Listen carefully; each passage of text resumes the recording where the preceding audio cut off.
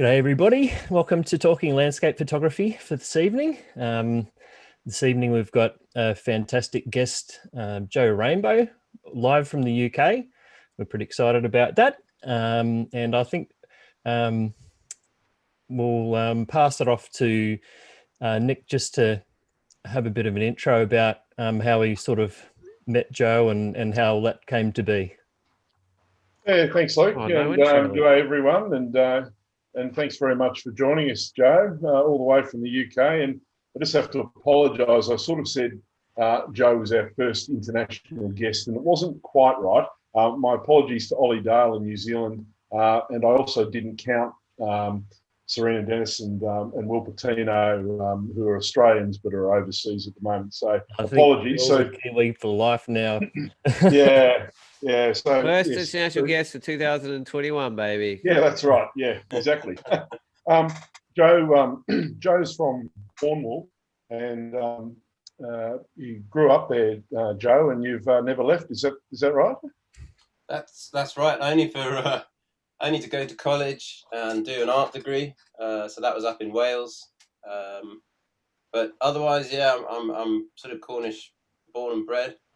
But yeah, when you put it like fantastic. that. Yeah, and you studied art, and following that, you took up teaching of art, and you've also done a lot of photography over many years. And one of the things I really like about your work that people see is you've got a really a delicate and intimate treatment of the landscape, and it's something that I think you'll show us tonight, and I'm really looking forward to it.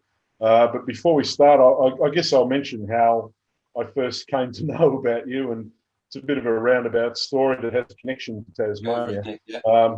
Even though you've never been here, I think it was Alex Nail, another photographer in the UK that I'm hoping to ask to come on the show as well at some stage. And he put up, he was producing a book at the time, and Joe put some pictures on one of Alex's posts showing his new setup at his new house with his bookshelf of photography books, including Alex's. And I noticed that Joe had a couple of Peter Dombrovskis books on the shelf. And I just sort of made the comment, oh, you've got some Dombrovskis and you're missing a couple. And we got talking about that on the thread, and I suppose we didn't think too much of it, but I had a look at Joe's work and immediately fell in love with his work, and so I started following him.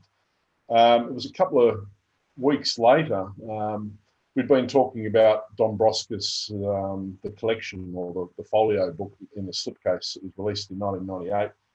And I just noticed one come up for sale, and it was a good price, and I already had one. I thought, and Joe had already expressed desire of how he'd love to get his hands on one.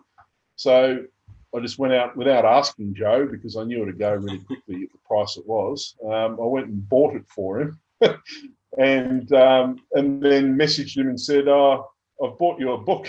Do you want it?" And even if he didn't want it, then I would have happily had 2 copies of the folio, so I wasn't concerned about that. But you took it on, Joe, and after some interesting arrangements, we managed to get it posted across to you, and that's the word, Nick. And I'm eternally grateful for that, because they don't come up so often in the UK. And having not really known you, I was, you were effectively a stranger. So to reach out like that was really nice of you, and it's sitting with pride on my bookshelf right here in the office now. And, in fact, I've pretty much not completed the Dombrovskis collection. I'm pretty much there. I got on the mountain the other day. Oh, good work. So yeah, I'm delighted, and Peter's a great inspiration to me. So yeah, very grateful, and it was a nice intro. How did you first hear about Peter's work? Do you remember, or? I've got a feeling it was from Tim Parkin's On Landscape online magazine, which is fantastic. And he had done a write-up, I think through Joe Cornish, who did a little video presentation of some of Peter's work. I've seen that. And Yeah. I think I've seen that one too.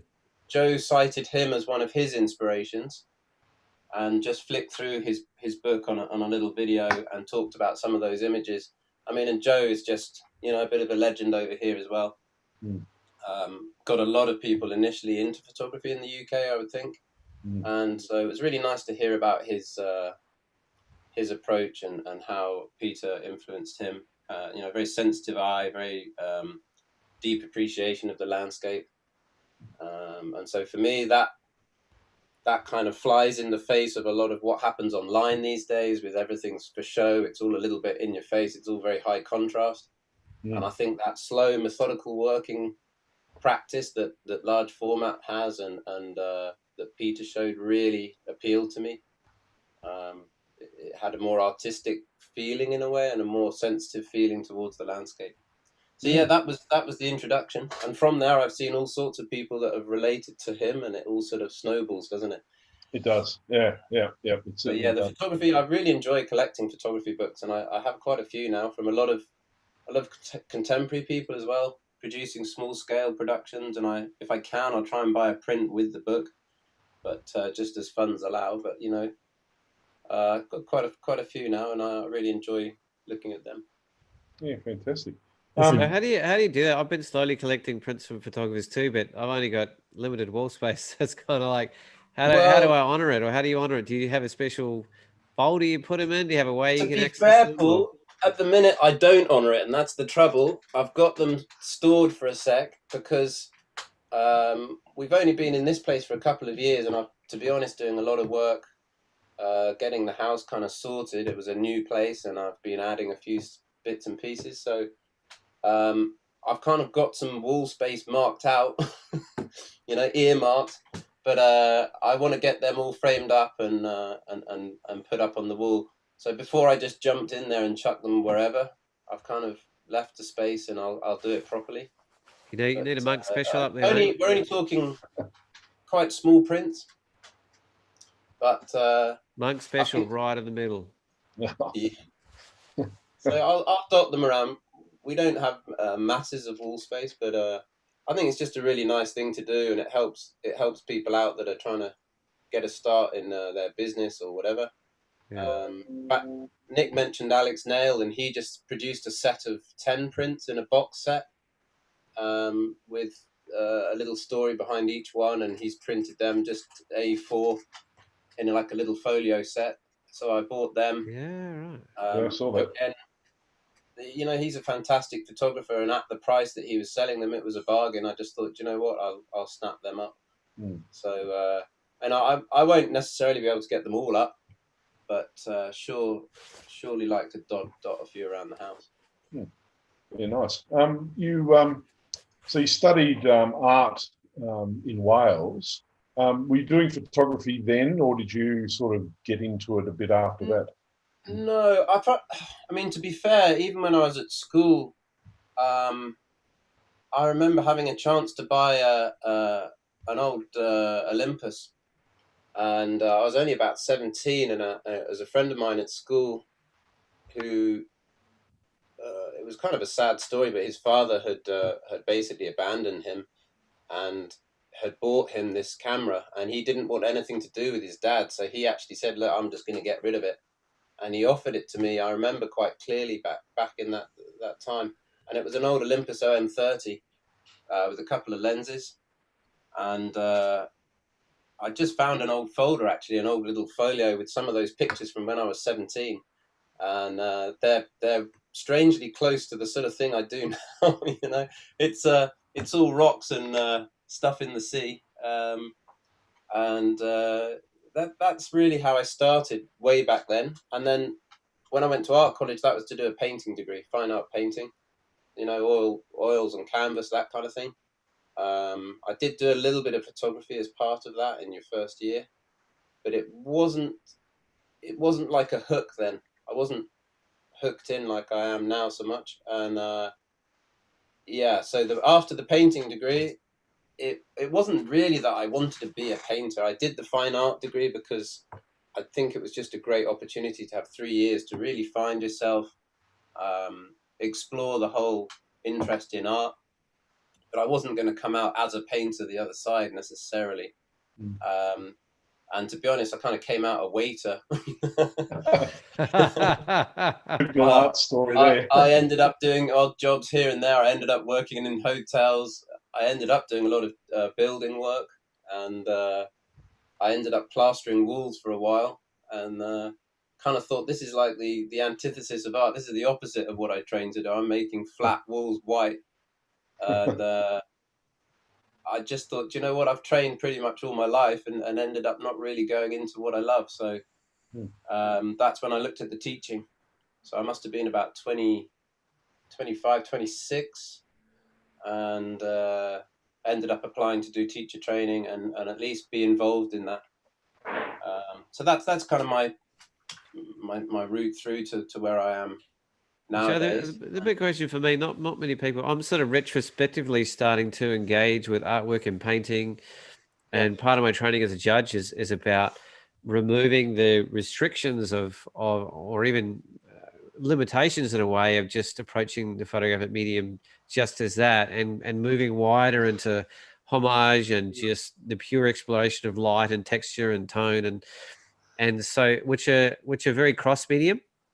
Yeah. And I sort of wonder, I'm sort of reflecting on how that's becoming more of a part of how I relate to photography in general now, whereas you've sort of had that grounding initially moving into photography. How do you feel like that sort of that years of reflection and training of artistry and painting has influenced your own personal capacity to use what you learned there and apply it photographically? Paul, I think that's a great question, and I think a lot of people perhaps that started in photography ended up getting interested in art through that. So the crossover is massive for me. I think when I'm teaching at school, you notice that confidence and art kind of go hand in hand, and I think a little bit like comedians are sort of similar, I think, to artists. They have to project themselves. They have to tell themselves they can do stuff. Probably extreme sports people are similar. You don't want to question what you're doing right in the middle of doing it. You've got to have the confidence which comes from practice and experience. And I think that's why kids find art quite intimidating, and adults particularly that haven't done it, because it's new and it's intimidating. So sometimes, you want to just jump in there, do something, and then look at it afterwards and reflect on perhaps what it's about or why you did it. If you go questioning everything, it can put you off whilst you're in the process. So for me, I think it gave me confidence. It gave me confidence that I've dealt with all this stuff before. Texture and tone and contrast and line and shape and composition particularly. It kind of starts coming more naturally because it's familiar. And just your awareness, how things soak into you. And I see it with kids at school that don't realize they've grown up seeing art for a lot of their lives maybe, and they don't realize they know loads of stuff about it, and they only find out when they meet other kids that have got no idea about anything. And you start saying, look, you already get this because you've had it around you. If their parent's an artist or something, it just kind of soaks in. So yeah, color and form and all those things. I think then the photography was, for me initially, was about technical appreciation. I wanted to get familiar with everything technically certainly on a digital camera, and in a way I went film, digital, and then now film and digital. So film requires that technicality, and digital, after a while I got to a point where I'm like, technically I know what I'm doing, but I'd kind of lost sight creatively with what I'm doing. And I think a lot of people obsess over the technicalities of photography, to do with focus and to do with this and the rule of that. And, a lot of the magazines and a lot of the online stuff direct people to technical perfection. But I think creative, heartfelt connection to something is a whole different story. And so art is a kind of window into that, if you like. So it gave confidence and experience. So I felt pretty easy going about teaching it. I felt pretty easy going about how to frame things up. and what I'm after. You know, the creative process. Joe, do you feel like your creative process is kind of slower and more considered as a result? Because to create a painting from a blank page, it requires, you know, vision and thought and process and I guess a goal in a way, as well as allowing the process to happen in between. Whereas photography can be just so instant and immediate and reflective or responsive, you know, in a way. And to me, they can be, there's a lot of crossover, obviously, but do you feel like that's influenced you? You talked about, say, Peter Dombrovskis' process, which is obviously a much slower and more considered and large format. Like, do you feel like your affinity for that is that way partly because you've had that background and a slow, definitely approach?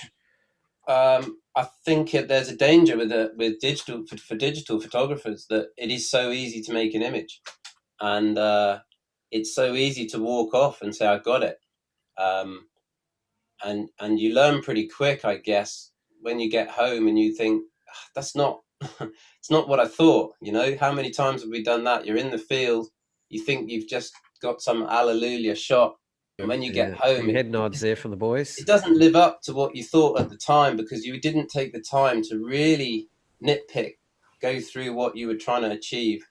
You just get caught up in the moment. Particularly, I find in noisy environments, waterfalls, coast, you're distracted by the environment. And then when you're in the calm of your house and you've got a bit of quiet of an evening and you're processing an image and that's all gone, you're left with the bare structure, the core of what makes an image effective. And that's when I think the art background helps, because it's kind of in you all the time when you're out in the field. You're not trying to impose it. So that just comes with experience. And I'm sure it's true for many photographers, you know, over time, after 20 years, you know these things. But digitally, it's easy to skip that stage. And you kind of rely on the camera, the technology doing the work for you. And that's where my interest for film photography came in, because I found if I got a good film shot, and I'm talking on like medium format here, I've never shot large format, but I sure do appreciate it from shooting medium format. You can't assume anything. You've checked off every aspect of the picture you're making. And if you get one good one, because you have a hell of a lot more failures, you know, it really feels good. And I don't feel I've kind of, it's a feeling of cheating the system sometimes with the digital setup. It got too familiar. It's just too easy. Plonk a wide angle lens down. You know, it's easy to focus. I can live view it. I don't have to worry about the white balance.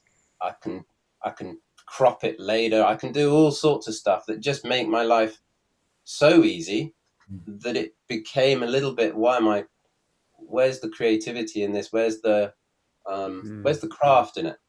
My one and only blog on my website, which was supposed to be weekly, I think I've done one in about 6 years. Just like every other photographer, man. You know, that was about getting into film photography again and learning to develop my own pictures at home, and learning, actually. It was about learning. It was about crafting something and learning something new.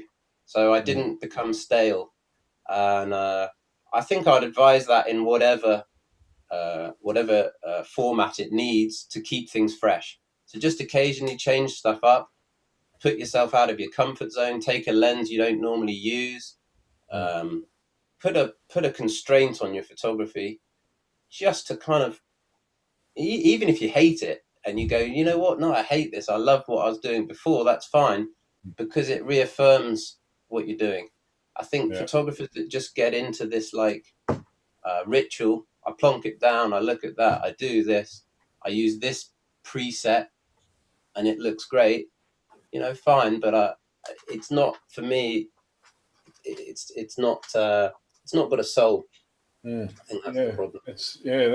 That's really good advice, Joe, to give yourself a bit of a constraint, a bit of a challenge. I find I have to actually catch myself, and I'm consciously doing it now, of when I'm in autopilot taking landscape photography photographs. I get into this, I'm so familiar with the type of composition that I usually do, and the technical aspects of it. I don't have to think about anything really, unless I'm doing some pretty serious night photography where I have to, have a bit of a bit more of a think. But I'm just so on autopilot that I actually have to catch myself and go, hang on, think about what you're trying to achieve. Not just go for the same, like you said, wide angle shot, with this usual formula, and try and step away from that. And that's really good advice. And you can have a formula if you're a painter, but when you've got a blank canvas and you've got to mix your color and apply it, there's a whole different. Everything is deliberate. And that's like the large formats, like the film photography. There is no autopilot. Everything you do is mixed by you, is created by you, and is applied by you, and therefore it's gone through a filter called your brain that makes it not only yours, but it makes it more valuable to me. And I don't knock digital photography at all. I embrace it entirely. And to be honest, if I had all the time in the world and I was retired and had the cash, I would probably switch to large format photography. For me, that's the purest form. But the world's not like that, and I don't have time. Nearly all my shots are grabbed in an hour here, 2 hours there. I very rarely have time to dedicate to photography, just because of my job and the work schedule and kids and home. So for me, it's a compromise, and digital's, it's faster, it's easier, it's cleaner. But if I have the time, I really enjoy dedicating it to slowing down, taking a film camera out. I love getting home and processing my own negatives now, and then I'm doing a kind of semi-digital workflow by scanning and having a scanned negative. And that's black and white, by the way. That's mono stuff that I do at home. And I'll send. You shoot on mono film, Joe? Yeah. So sometimes I use like a portrait and convert, but I enjoy using the film stock for a purpose. So it's like you're going out with something in mind. But I'm not a big believer in planning, Paul. Like, I don't have a shot in mind particularly when I go out. If it's autumn and the woodland is looking amazing, I might be going out to get an autumn woodland shot. I won't magically appear at the coast or something, but I don't have that shot in mind. And if I'm teaching a workshop, I really encourage people not to have an expectation. Just go into a landscape with a clean slate and an open mind, and just see what you find. And I think I've found that more rewarding and more fruitful than having that disappointment of something in your mind. I shoot pretty much. I'll take color and mono film with me, but I enjoy, certain film stocks are good for certain cameras as well. I've taken a few shots now on my little, I got it here, my little pinhole camera. Look at that beauty. Oh, wow. So it's not ideal on the old Zoom screen background there, but so that's a little 2000 pinhole. Oh, wow. But it looks like it's made in Britain in about 1850, but it's made in Hong Kong, funnily enough. The home of technology, and it's made of like teak and brass.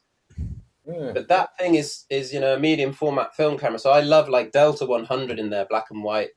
Just copes really well with that. Yeah, super clean film, that one. I used to use that. And I love Delta 400 as well. But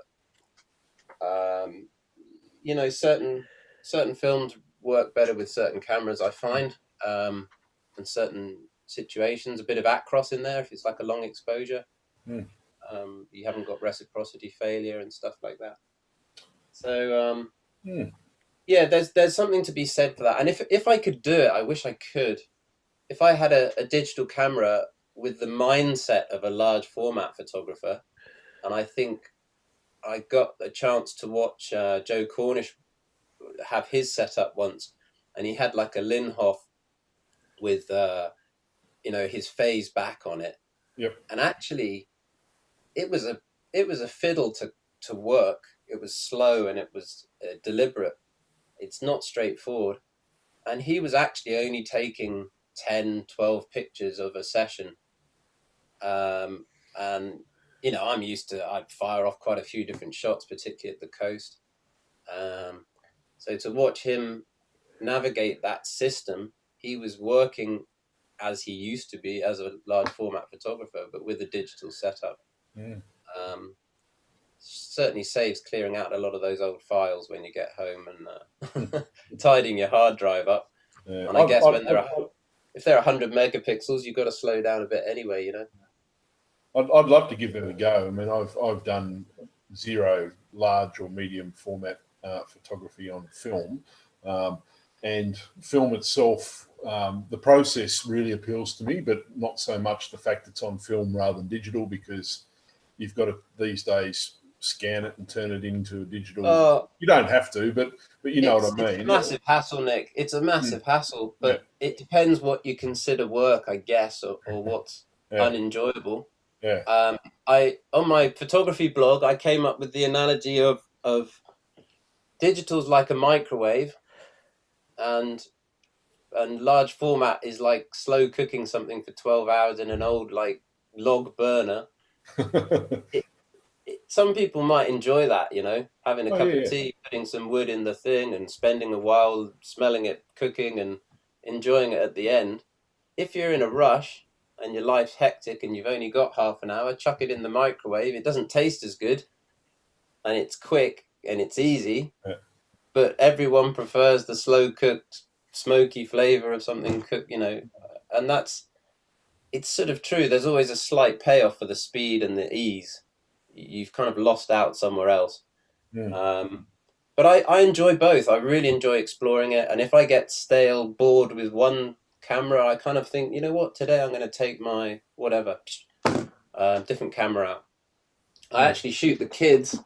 I've decided on using a little Nicomat here. This doesn't show up great. So this is an old 35mm Nicomat from the 80s. And I went on a workshop. I went on a bookmaking workshop with John Blakemore, who's, you know, an incredible photographer in the UK. I think he's in his mid-80s now. But and I met up there some great photographers, Tim Parkin, Lizzie Shepherd.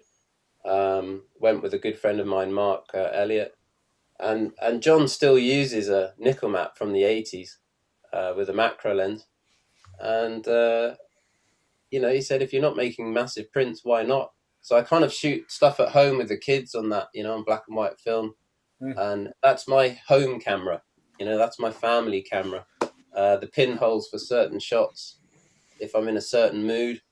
And that's great because it's like, you know, on this thing, you're just shooting from the heart. There's no technical knowledge needed, really, apart from the exposure. And I love that. You know, you can get so caught up in all the technicalities and the focus. You know, that thing, you just plonk it. You have no viewfinder. You have no real idea what you're kind of getting in the frame. You just know it's square and it's 6x6 film. And that's it. And it's so refreshing, Nick. I would highly recommend it for everyone just to have a go. And you just sit it there and look at it and go, yeah, that looks about right. And then you time it. And then at the end, you have no idea what you've got. And you come home and you develop your film and you go, no way, look at that. So I know I'll show you a couple of pictures that I've taken on it. But that's such a lovely change from a digital workflow. Yeah. Well, I saw recently they'd left a pinhole camera go for quite a few years or something, and you could see the that was something like a 6-year exposure or something, wasn't it?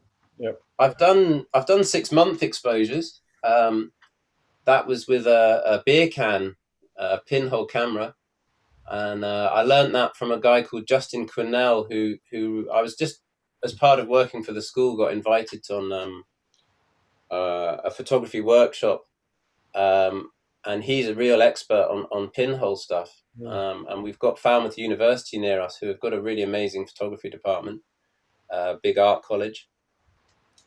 and he set the kids up with a little 50p worth of a 6x4 photographic paper wrapped inside a beer can with literally a pinhole and a gaffer tape top. And I think that's what the shot you're referring to was taken with, actually, Luke. Yeah. And then you just you stand it upright, and the image is like wrapped round. You get about 160-degree field of view, Wow. so you get like a kind of panoramic. Yeah. And then you just cable tie it to something, and leave it. And we did exposures for 6 months from the winter to the summer solstice, and you've got the sun going through the sky. And I think those guys did the same thing. It's just they left it, but it was on a telescope, and that was tracking. So it kept everything from year to year in the same position. Yeah, wow. But I put pinhole cameras up before like that, and come back 6 months later. One of them had been shot, and a farmer must have shot it, probably one of the kids. Put it up on the fence. And one of them was nicked. I put two up, and one was nicked, and one was shot. So it's a bit disappointing when you've waited that long. Oh dear. Paul, do you remember who's the gentleman in South Australia who did those amazing pinhole shots that went through the appers? Yeah, I'm trying to remember something with that really big long star trails. Yep. You could see like the months and months and months of changes in the angles. The sun perhaps. I think they actually won the category. I think they won the Science and Nature or Science. Yeah, it was Science and Nature, I think. Yeah, they're fantastic shots. I'm trying to think. But yeah, they were just like what you're saying, Joe. That extra long exposure, showing the path of the sun over 6 months. It was really good to see. I'm embarrassed I can't remember the gentleman's name, but I'll try and look that up a bit later. Yeah. But speaking of seeing photos, I think Joe. Should we jump in there? Yeah, I think we need to start looking at where at some photos. You got to walk the talk now, Joe. Yeah. Yeah, I do. No pressure. So, should we have a look where I am in the world quick, and then I better run through a few pictures since we're a photography show. And you've got plenty to show. That's good. I'll let me line up a minute Google Earth for you guys. So if I share my screen, and there we go. Are we getting that? Yep. So obviously Taz is a little way away. Just spin you around the Pacific there.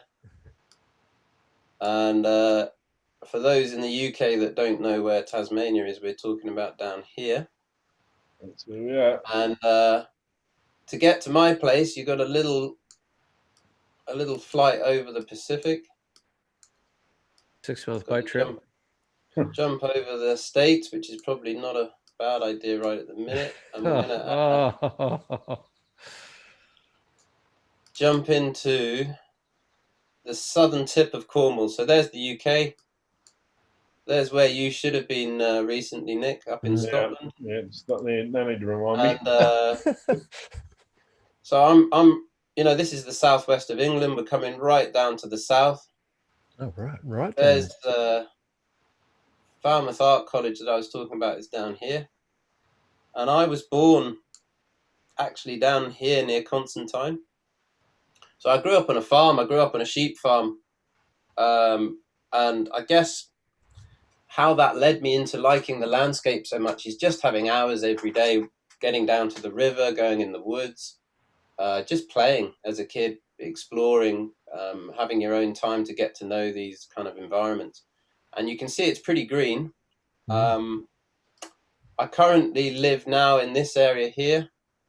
And you can see if I zoom out a little bit, actually I'll come in a bit. This is the Helford River. So I grew up, I'll show you some pictures, but I grew up looking down this river. And it's really, really beautiful place. There's some old ancient woodland here with oak trees and stuff. And currently I'm on the other side of the river, and obviously the sea's right here. We're at the Atlantic here. So it's a lot of farmland. It's a lot of beautiful twisting rivers. And I spent before I moved to this place, we were just down over here, even further. Sorry, here. Even further down on the south coast. So you can see we don't get much passing traffic, and it's a beautiful place. Really, really beautiful. Well, that's called the Lizard Peninsula, is that right? Yeah. So this is known as the Lizard. This bit here, where the Helford River comes down, it almost cuts it off. Actually, you can see here there was a storm about 500 years ago that blocked off this river. So Helston, for anyone local, Helston used to be a really large port back in the 1500s, and there was a river that came right in down to Helston, and a massive storm just threw up all this sand and blocked off that river. Oh. So that's Low Bar. So we've got a river and then the sea and a beach in between. That's a bit rough. Does it ever you get enough rain so it sort of breaches that and goes out to the sea? Or? I've never known it. So I suspect in big storms it probably worked its way over, but it's not removed it.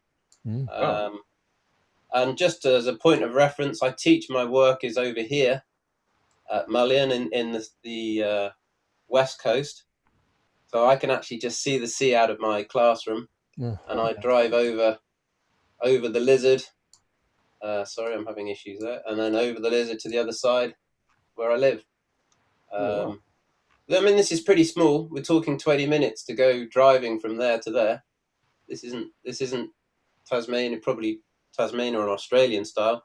Everything's pretty close. So I'll flip over to Lightroom a minute, and I'll just flick through these pretty quick. They're not photographically that impressive. They're just really to show where I live and what kind of happens.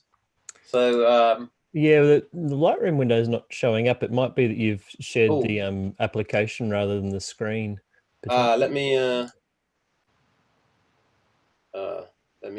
sort that if you out. share desktop, which is normally the top left. I'll just stop sharing a minute. Yep. If I go back, you could just choose Lightroom as well as the other option when you reshare. Sharing is can I do caring. it like this, maybe? There we go. That's good. Is that okay? Yeah. Yeah. Yep. Spot on. So this is that river I was talking about where I grew up, and I looked at this view for about 20 years, my first 20 years, and we had farmland going down to the river, and it's beautiful. So really gorgeous place. It looks so peaceful. Actually, sorry guys, I know what I'm going to have to do. I'm going to have to share the Lightroom screen because I can't then. Can I? Yeah, okay, we're okay. Yeah, really peaceful, really beautiful place. And as a kid, I spent a lot of time just exploring these woodlands, canoeing down the river. And then for 13 years before I lived here, I was in this area, which was that place down further south. And I live really near this beach. So I had the beach within like a 5-minute walk.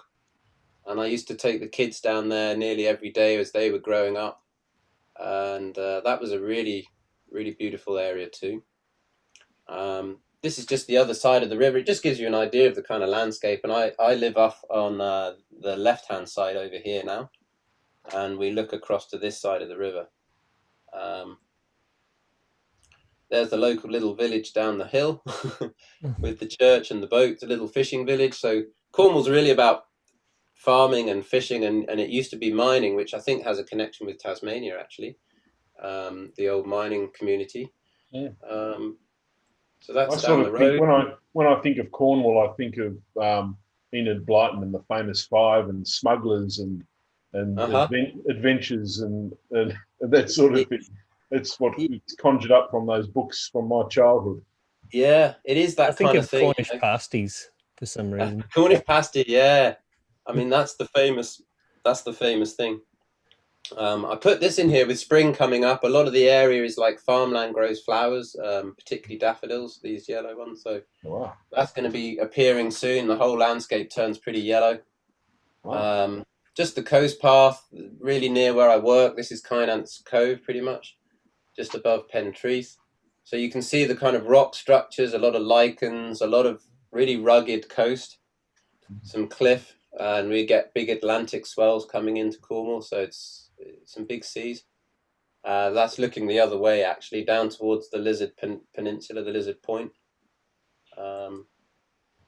Some very big seas. It's an awful photo. I'd actually destroyed my camera the couple of weeks before in a storm. It got blown off a cliff, and sadly I had to run around with a little Canon G12 at the time just to record this.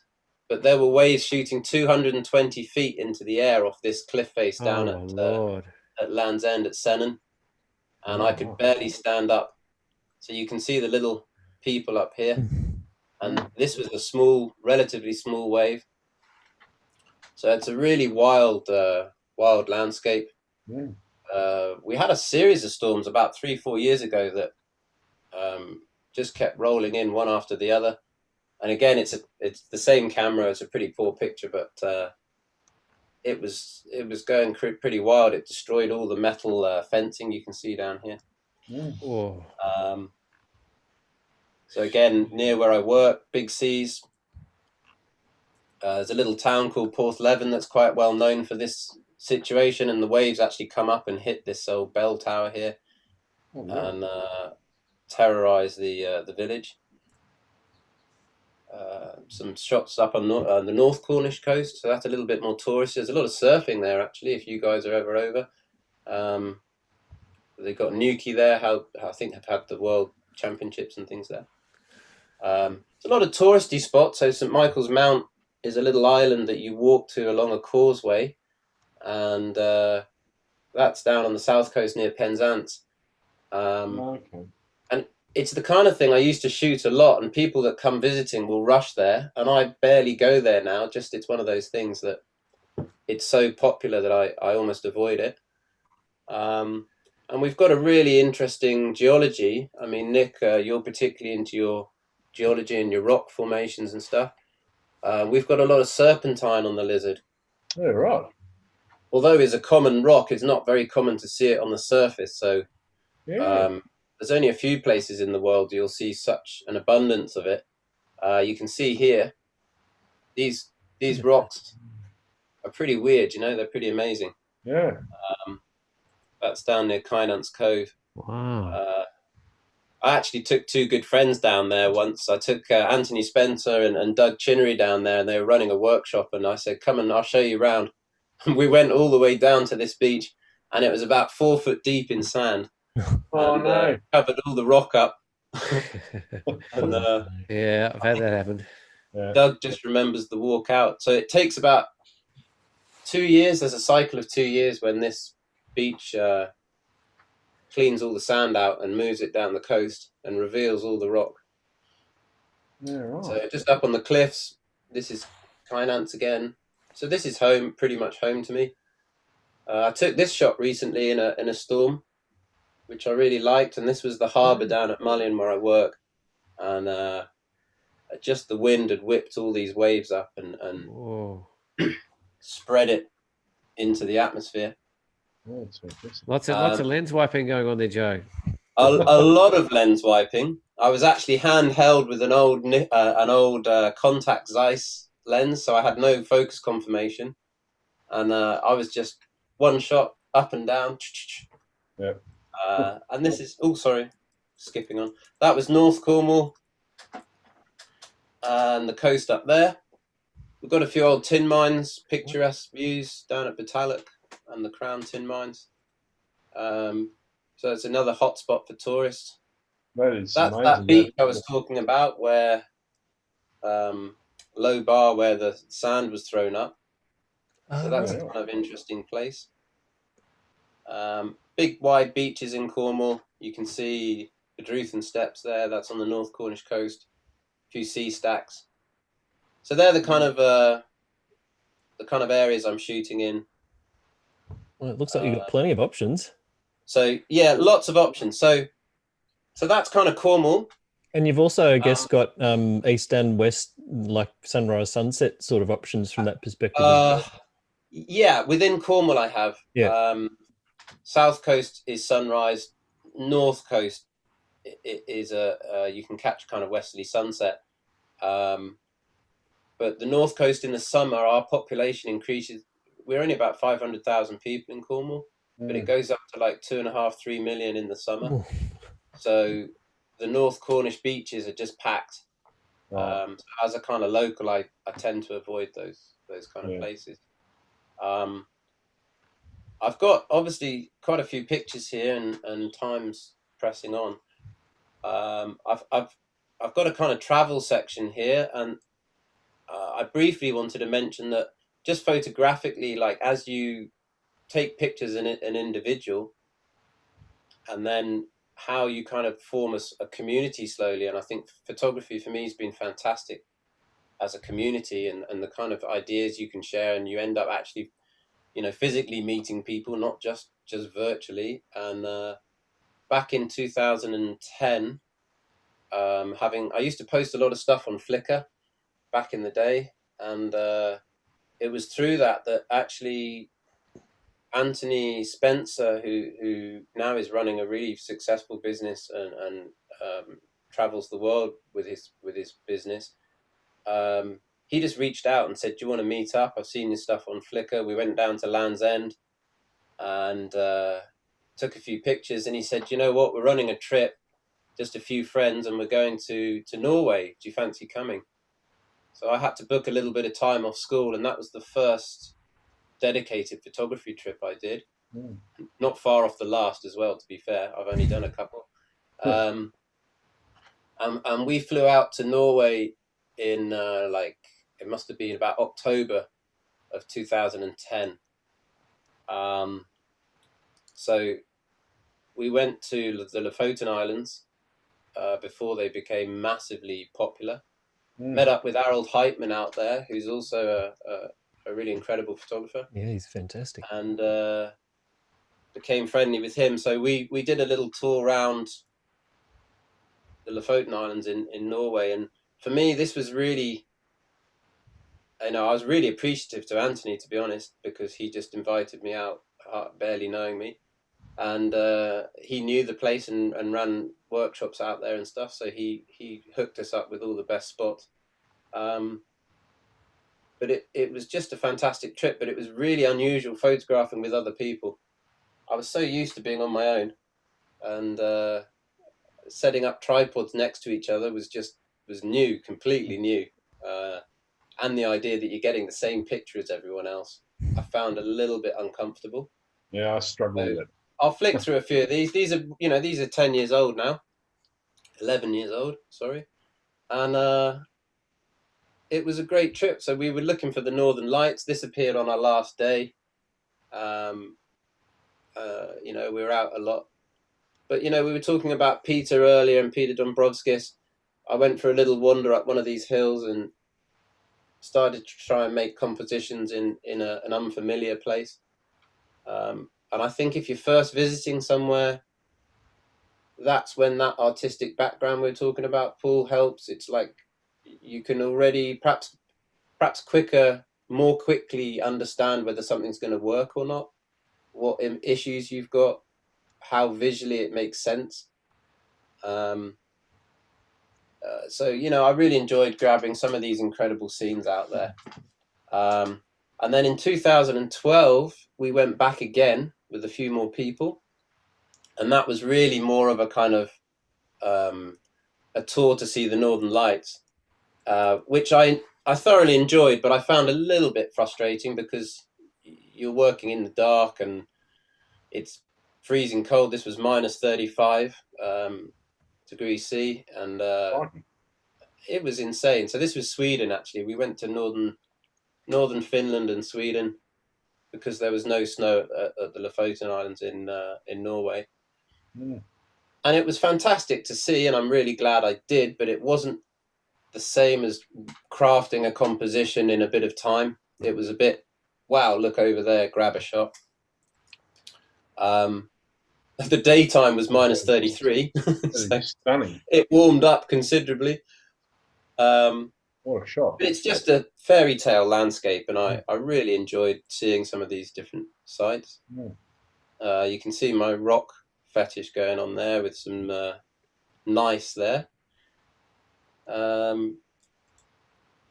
Visited Haukland, which I'd love to go back to, which is the island. This is Senja, the island off near Sommerøy in Norway, off the Lofoten Islands.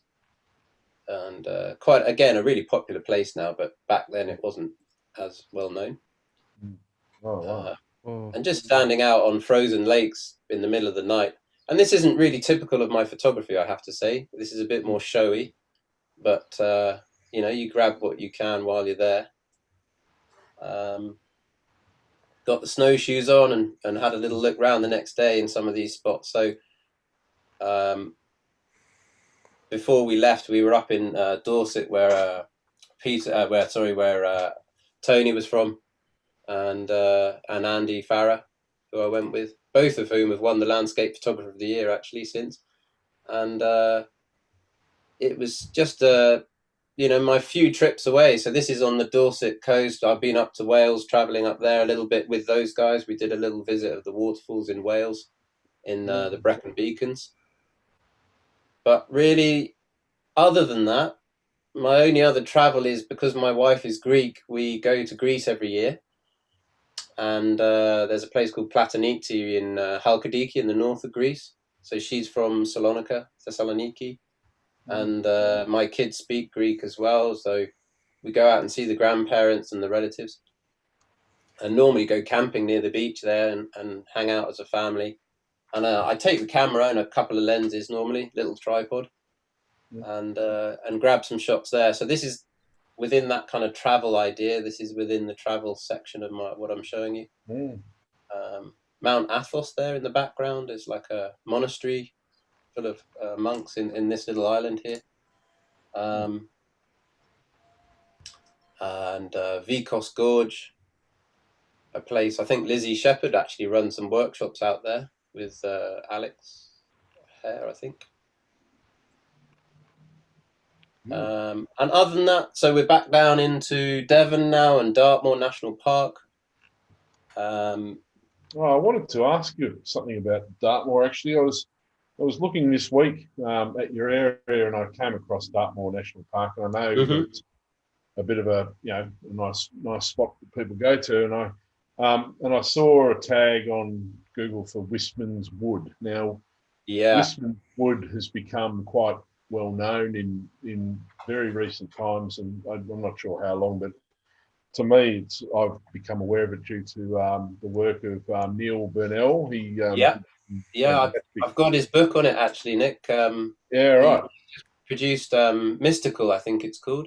The shots are beautiful, but I was looking at it and I started laughing.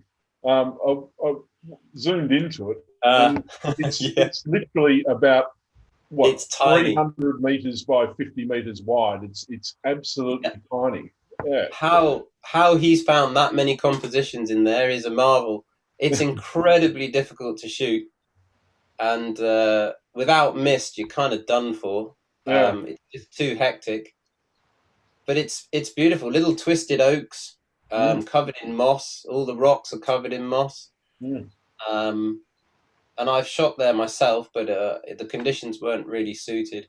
But yeah, incredible place. But a lot of these things, and there's not enough time in the day to talk about all this, but I really like the transformative power of photography, the illusionary quality of it, that you can make things seem endless or seem bigger than they are, or you can distort reality. And I think as a beginner, you feel like photography is the truth and it captures everything.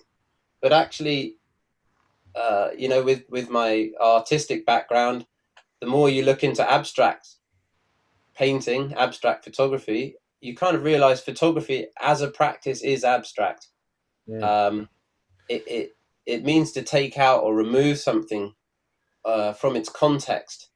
And I think that Wistman's Wood is a great example. You feel like you're in some giant forest that goes on forever, and it's tiny. And in fact, if you're too close to the edge and you're shooting out, you kind of destroy that illusion. So you're always trying to point your camera into the middle of the wood. I've got Neil's book up there. I got recently. So yeah, great place though, Nick. Yeah, it sort of strikes me. I mean, being from Tasmania and Australia in general, I mean, our forests are pretty, well, they're not endless, but they're very, very large in comparison. And it sort of strikes me that all over the UK, there's all these little pockets of surviving woodland, and that you sort of just have to, you can go from, one spot to another spot, and then in between there's just farmers' fields and paddocks, and it's just it's a little bit foreign to me, but obviously there's lots of little pockets of these woods all over the UK. I would say the UK as a place to shoot is like that. Everything it's lots of little pockets, which in a way is what makes it a great place to visit, because you can travel from one pocket to another and see something completely different. It's relatively not that big. For me, it feels big, but for you guys, it'll feel pretty tiny. And I can travel up to Wales in 4 hours, and I've got a completely different environment. You move off to Scotland, it's totally different again. You go to the northeast coast and Northumberland, and you've got all these really different styles of photography that are available, and styles of landscape. What I love is taking a picture that visually does something interesting that really isn't very much of anything. I love that kind of photography where you've taken something pretty mundane, and as time's gone on, I've found that more and more rewarding and enthralling. I'd love a big landscape, I'd love dramatic conditions, like anyone else, but day to day you don't always get great light, you don't always have time to get to a certain location. And for me, time and where I live is the limiting factor. For me to get to Scotland is like probably the same for you to fly there, Nick. It's an 11-hour drive. So I make the most of the little things around me, and I start to explore what home is. I think in lockdown for us, we're all in lockdown in the UK. We've all been restricted to our homes and our local environment. And I think a lot of photographers, even if they were allowed to travel, have decided not to, even professionally. And have, explored their local area and actually probably appreciating their local area more. And I think as a philosophy going forward for the world at large, that's not a bad thing, to have a bit more respect for your local area, a bit more interest in it, and less travel generally is probably going to be a good thing. And I can imagine that going forward as being the way forward. And we talked a little bit about Peter earlier. I think as a philosophy, to make the most of your home patch and show what qualities do you have locally. Particularly for me, I'm blessed with all sorts of nice areas. It's important to know somewhere as well. It's not just about what it looks like, it's what you connect with the landscape, how you connect with it, and repeatedly visiting places, which is kind of how I've themed the next little bit of the slideshow here, is about repeated visits to places. Certain conditions are good for certain places, and once you've got your eye in, you kind of know what's going to work when a mist drops down or a particular light happens or a time of year. It's like, you know what, I've been there before, I know what'll work. So on that theme, I've tended to work in projects now. I've kind of shot wildly for years where I was just shooting random stuff, and now I'm just trying to kind of, as much as I can, rein that down into certain projects. And I have a few on the go, some started, some finished, some not begun. But these trees, I passed by these on the way to work when I used to live at the other place, and occasionally I'd see these covered in mist on my way home or on the way to work. And if I had an opportunity, I just started to stop and photograph them. So they're Scots pines. They're in the middle of a heathland. It's just like a a boggy, nondescript, flat landscape, which isn't great for landscape photography. And it's like a plateau on top of the Lizard Peninsula. But these trees just really spoke to me. They had a real character. So I used to go and visit them time and time again in the mist, and managed to fall in the mud there, quite funnily enough, once, and face planted with my camera in the mud there. I saw this one as jumping over the other trees. It looks like it's got a kind of leg in the air here, and it's an arm sticking out, and it's kind of leaping over to the right of the screen. Yeah, it's like it's got a little baby in tow. Yeah, and there's the definite little family feel there. Yeah, maybe that's because I'm a parent, but this one, I think I called it like the shepherd. It's got this embracing feeling. It's gathering in the other trees, and it's kind of upside down. It's got this weird umbrella shape. And then I started shooting them on film.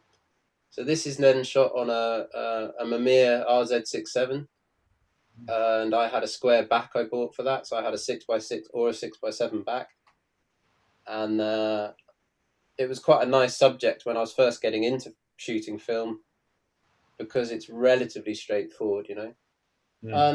And then these are then film shots, just shooting something, you know, very simplified. I quite like this little group here. Yeah, it's fantastic. Yeah, and you know, it's not shouting at you. It's not a great big colourful high contrast landscape, but I started to really find an affinity with these kind of shots over the years. It would click by in my Lightroom catalogue, and I'd think, you know what, I really like that. It's starting to grow on me. That's very careful positioning. I mean, separation. Yeah, trying to get that separation. And actually, if you were there and you just visited initially, you wouldn't necessarily see that. It's a bit of a jumble there, and it looks more ordered than it is. And there's just nothing behind. Often used to get wild horses that are there come up and come through the mist. It's quite a kind of amazing atmosphere. But yeah, compositionally, is your philosophy I like Sorry, this Jay. one. Your philosophies like to try and keep it as it was, you know, or you like you don't manipulate the photos, or you know, sort of trying to keep that. If something's really like sticking into a frame that I can't avoid, I might, normally my philosophy now is probably just to tone that down. So I might use like a brush in Lightroom or something, just darken it rather than clone it. I'm not such a purist like that. If a twig's sticking up in the way, I'll just move the twig. I'm not going to be too thing, but I'm not going to go significantly moving anything in the landscape. I think if it was, you know, if you I would treat it like a kind of how someone like you know, Ray Mears, or someone that does like bush survival stuff, he might, you know, not to leave the landscape damaged in any way. You know, don't leave your mark on the landscape would be a philosophy of mine. I love being able to go in somewhere, do what you need to do, and take yourself out without having disturbed it. There's a lot of rare flowers here. It's a really well-known area for rare wildlife and flowers. So there's orchids and things growing in this area. Is with sort of property access? Is it's not like Scotland, is it, where you sort of have free roam, or I guess it's a bit more still private property kind of thing? If you look at Cornwall, it's heavily divided up, Luke. So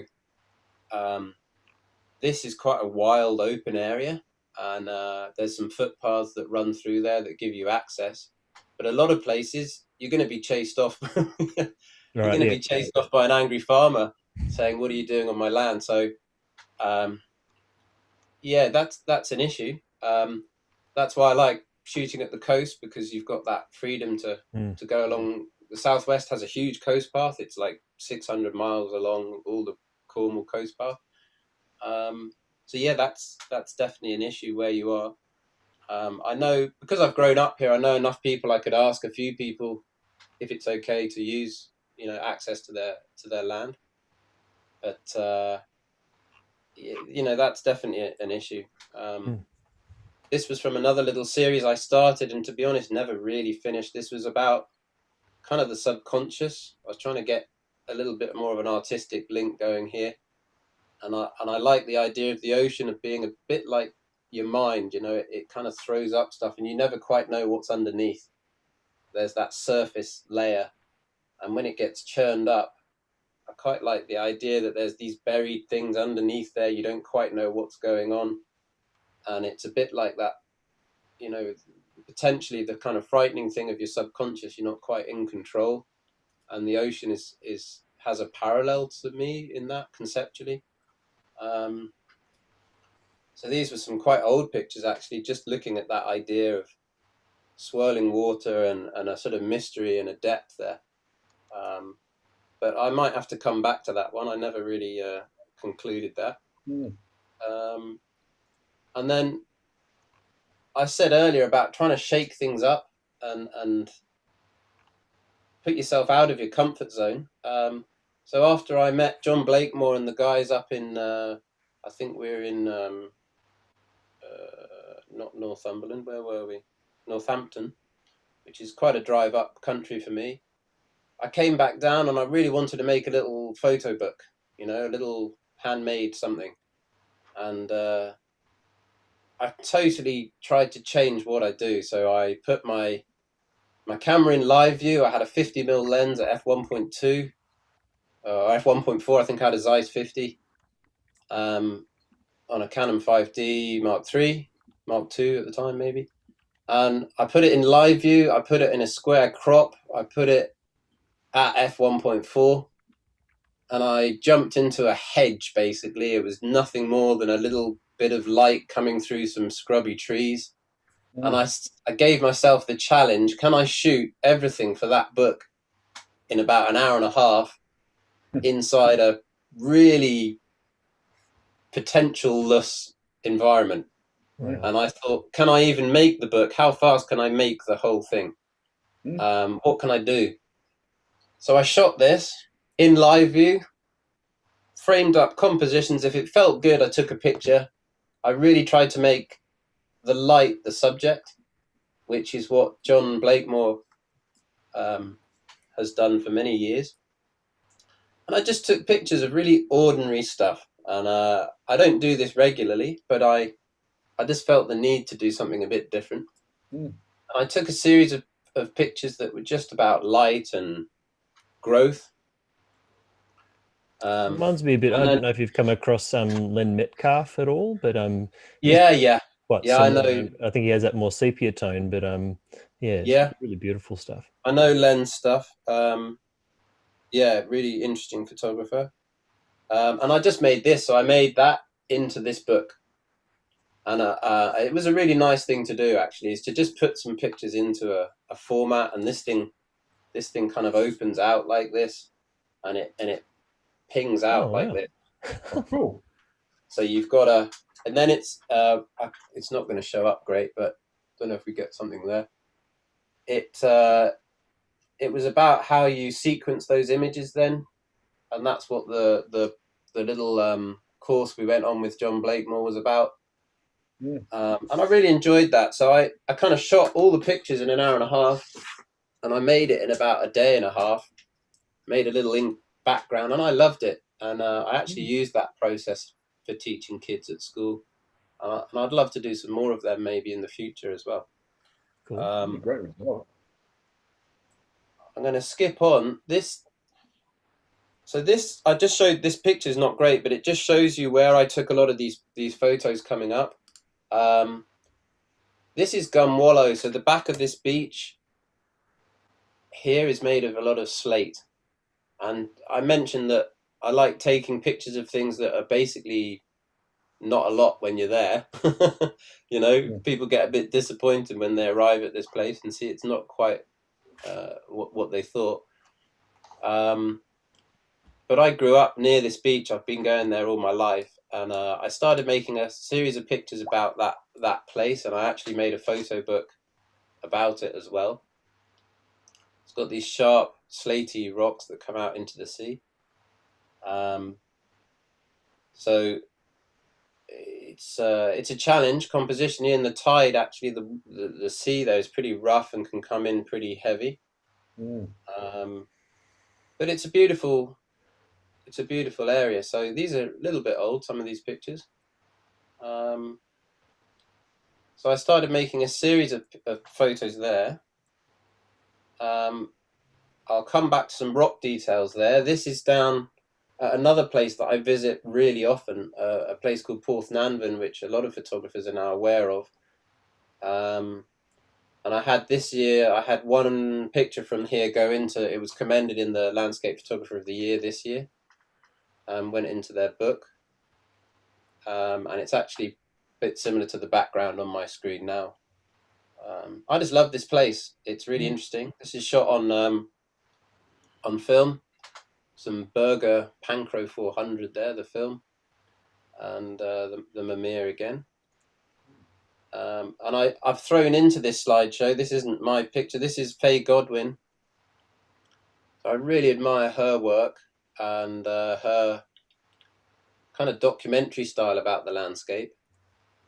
And it's not about show, it's kind of showing the reality of places. And often that's quite a bleak, harsh reality. So I really liked her work. And I started taking some pinhole shots down there. So this is a pinhole shot using the old 0-2000. Yeah. And, you know, you just point and shoot. Literally, you aim and let it do its magic. So it's a really soft image. Probably works better a little bit smaller like this. But it just has a kind of feel and an ethereal, magical feel that I really like. There's another one. Actually, this is the wrong image I chose here. It's actually a smaller version that I've put on. But again, this is on the pinhole, and you're probably running into like 3-4 minute exposures depending on the light. But f 128 for anyone interested. Oh, what? Yeah, so you're I getting. didn't even know that was possible.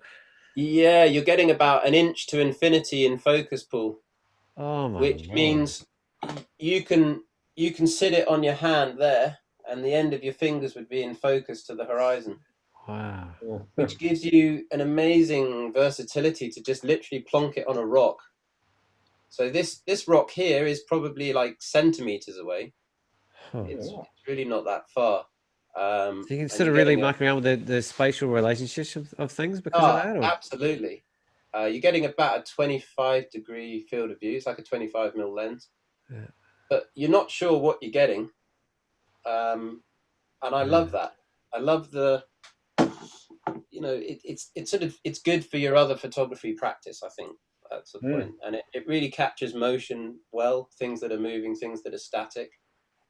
Another picture from there on the film camera.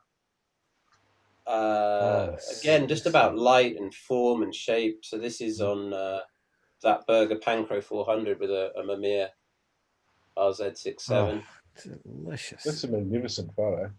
I really like this one. I had an issue with the light leak on my 6x6 back, and I keep getting light leaks, normally in the top left, and I've been trying to sort this for ages, but it's not going away. So I've actually had to sort out a pretty bad light leak that came out through the side of this picture, and I just really didn't want to lose this one. It was too nice. Yeah, that's brilliant.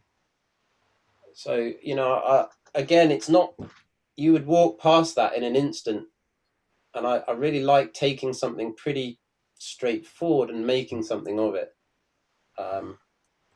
So again, this is another long exposure. In fact, on Velvia 50. Oh wow, that's brilliant. This is like a 5-minute exposure on Velvia, and it was just a bit of an experiment, and I was pretty chuffed it came out, to be honest, because the latitude on Velvia, you know, it's not great.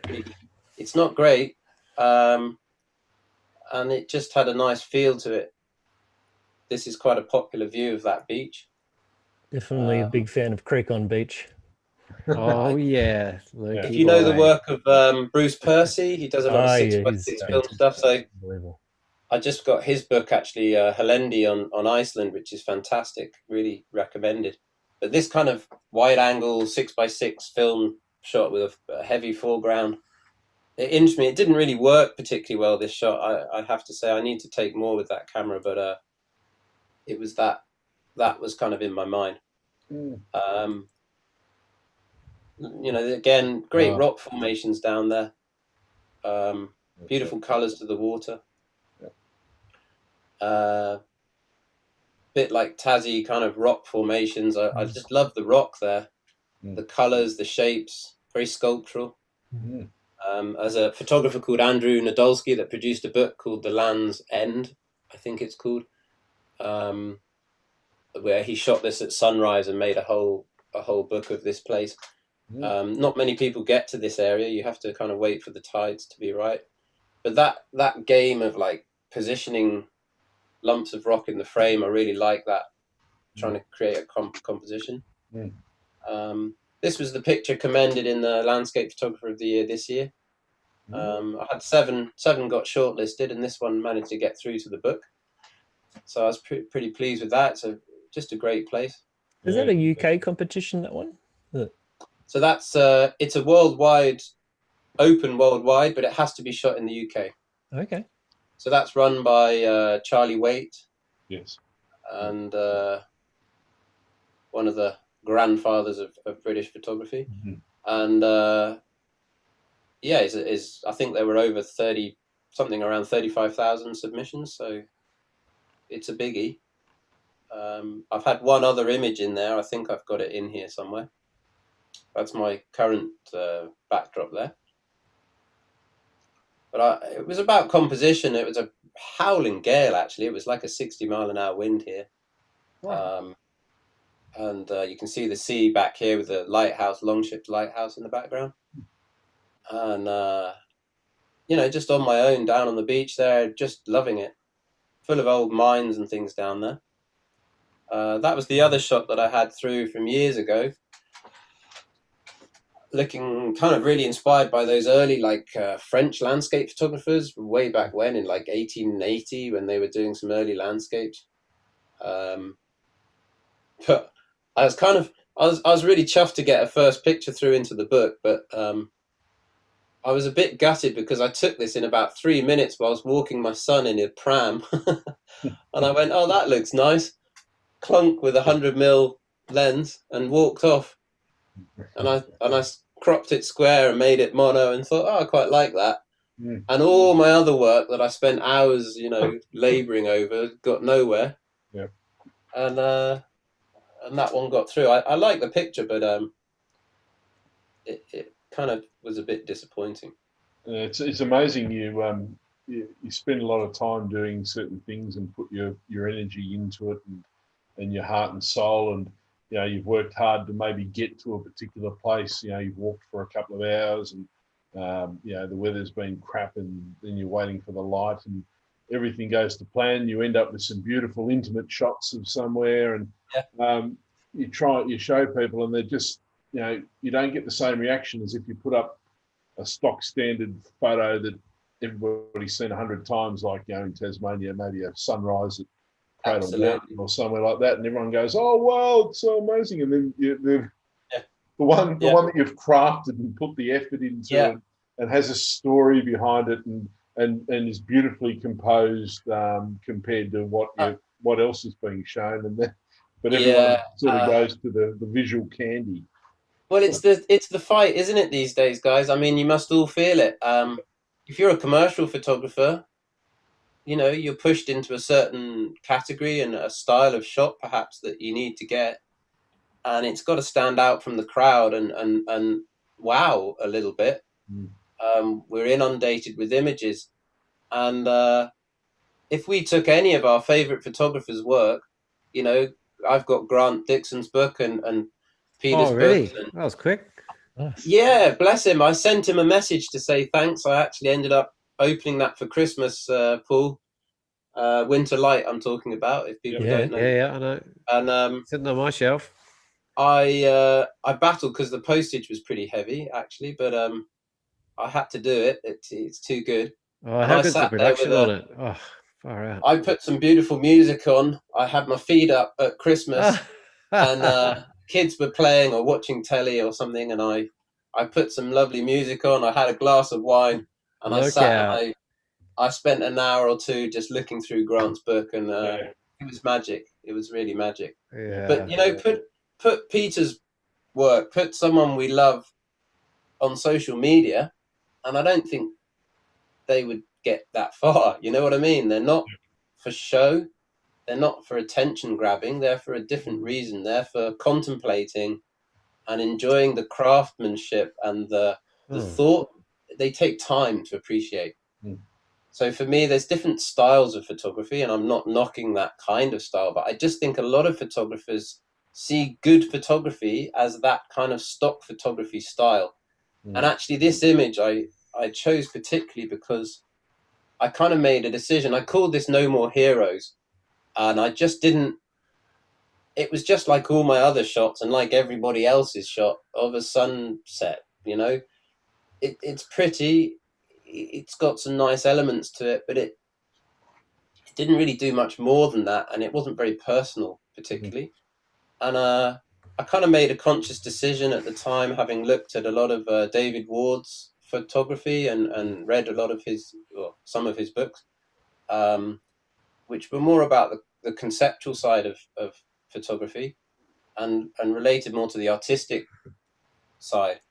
And so I began shooting a sunset in a different way. It was like, can I say what I want to say in a more simplified way?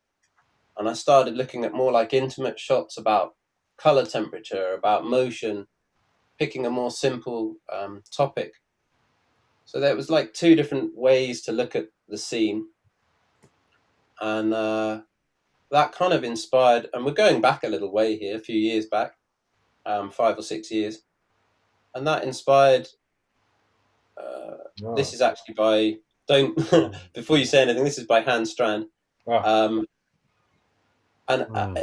It's that kind of, I'm sure the landscape here looked unbelievable, but he's chosen a section and an idea about motion and relating the water to the rock that's something else. And I think it's that transformative effect that I'm after, and trying to stop looking at big scenes all the time and zoom in a bit.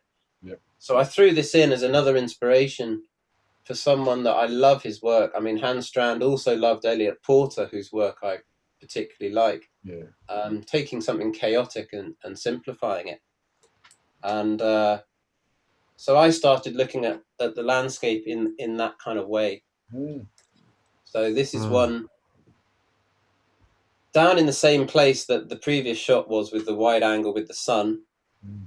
But now we've got a different kind of focus.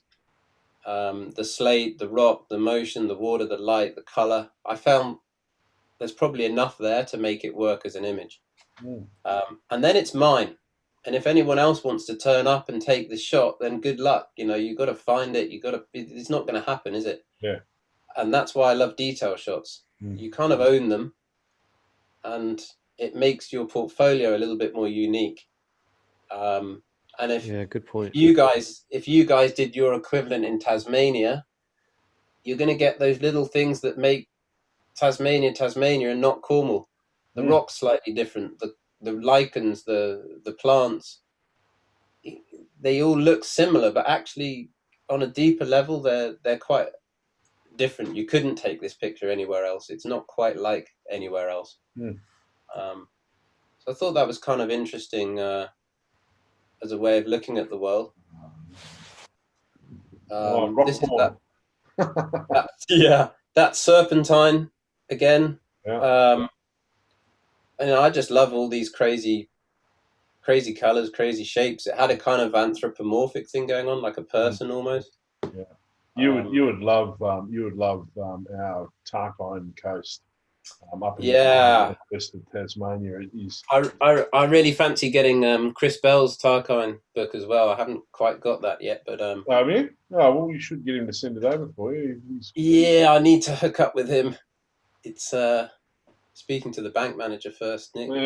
It's the postage as well. It's a pain for you over there, but Chris's Tarkine book is absolutely magnificent. I'd love to get a copy. I think I said when I was talking about Grant Dixon's book, Grant's obviously taken Chris's production values and produced a very similar production value book to Chris's Tarkine book. I mean, really, the Tarkine book's really quite peak in terms of printing quality, as is Grant's book. So I think you certainly won't be at all disappointed with that book. But it makes such a difference, doesn't it? The print quality, having that attention. Well, it does to us. Yeah. But some people, as I also learned, that non-photographers maybe not quite so much. Yeah, and I mean that was the shame about that recent Peter Dombrovskis collection that was kind of knocked out. The print quality is pretty terrible. And initially I was really thrilled, and then I looked at it and was like, do you know what? This sucks. This isn't the shot at all. Yeah, I hope he wasn't turning over in his grave. Ah, man. No, I'm sure. He needn't turn over at anything. Yeah, but very unfortunate. I could talk about that all day, but it'll just end up getting a bit bitter, I think. Yeah, it's not the only production of his work, but that's the good thing. No, but if you didn't know better, you might assume that's how his work looked. Yeah, and that's the thing. I'll just make this point. A lot of people, a lot of younger photographers and younger people, because simply getting hold of any Dombrovskis book now is an expensive exercise, particularly the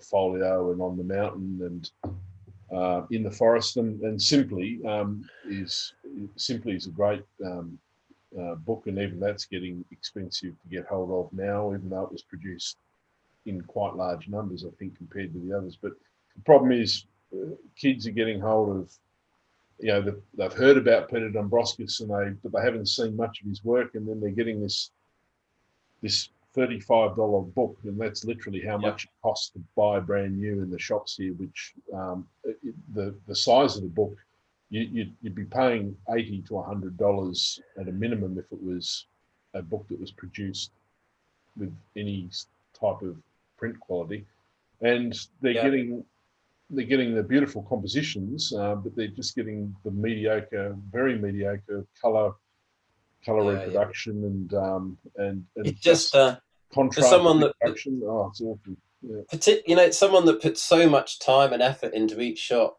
it just seems such a cheap way to sort of knock out work like that so quick and so thoughtlessly. It just loses all the attention to detail. So it is a shame, but what do you do? It's out there now.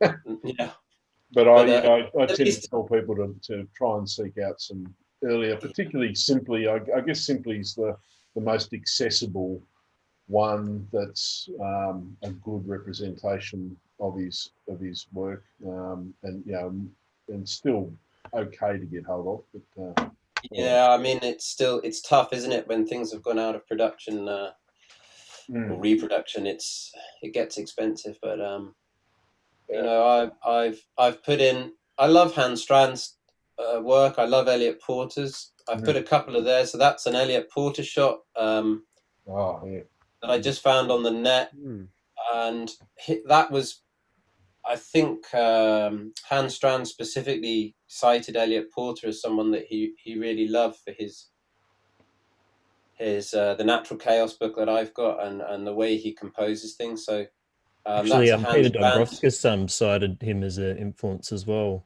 Yeah, and many people did. I'm sure his pioneering kind of use of color and incredible process actually with color. It's a bit like Christopher Burkett is another one that just his use of color, the print production on his books, Resplendent Light and Intimations of Paradise. Burkett as like Chris. I'm trying to think who that is. Christopher Burkett is an American medium and large format photographer. Oh, because I was thinking of Chris Burkhardt, which is a bit different. Yeah. No, he's produced two unbelievable books, Paul. I mean, some of the best print quality you'll ever see. Oh, that's something. It really is something, actually. If you can get hold of his books, Intimations of Paradise and Resplendent Light are just knockout. I mean, they're of an American style, a lot of large format shots of woodland, aspens and things like that, but just incredible production value and technical value. This is an image by Paul Caponegro, and he's another photographer. Recently, I just bought a little book of his, but I've kind of recently discovered Paul's work. I really, really love his work. And I think you saw this the other day, Nick and Luke, when I set up the meeting with you guys. This is a shot. I actually converted it to black and white because I realized it's kind of similar to this. So this is one of mine from the North Coast, and it was this shot, Nick. Yeah. Again, it's a jumble. It's chaos, and it's trying to make sense of chaos, which kind of, you know, neatly links to the way the world is at the minute. We're all trying to make sense of some weird chaos in the world. And I think photographically, I really enjoy that process. Here's a jumble of stuff that doesn't make sense. Can we slowly frame it and make sense of it? Do you find you need to focus stack some of the intimate shots, or you just sort of nail that hyperfocal point? Yeah, it's why it's a good question, Luke, because if with a regular lens you're going to struggle to take a lot of these shots without focus stacking. It's why I ended up buying some tilt lenses. Oh yeah.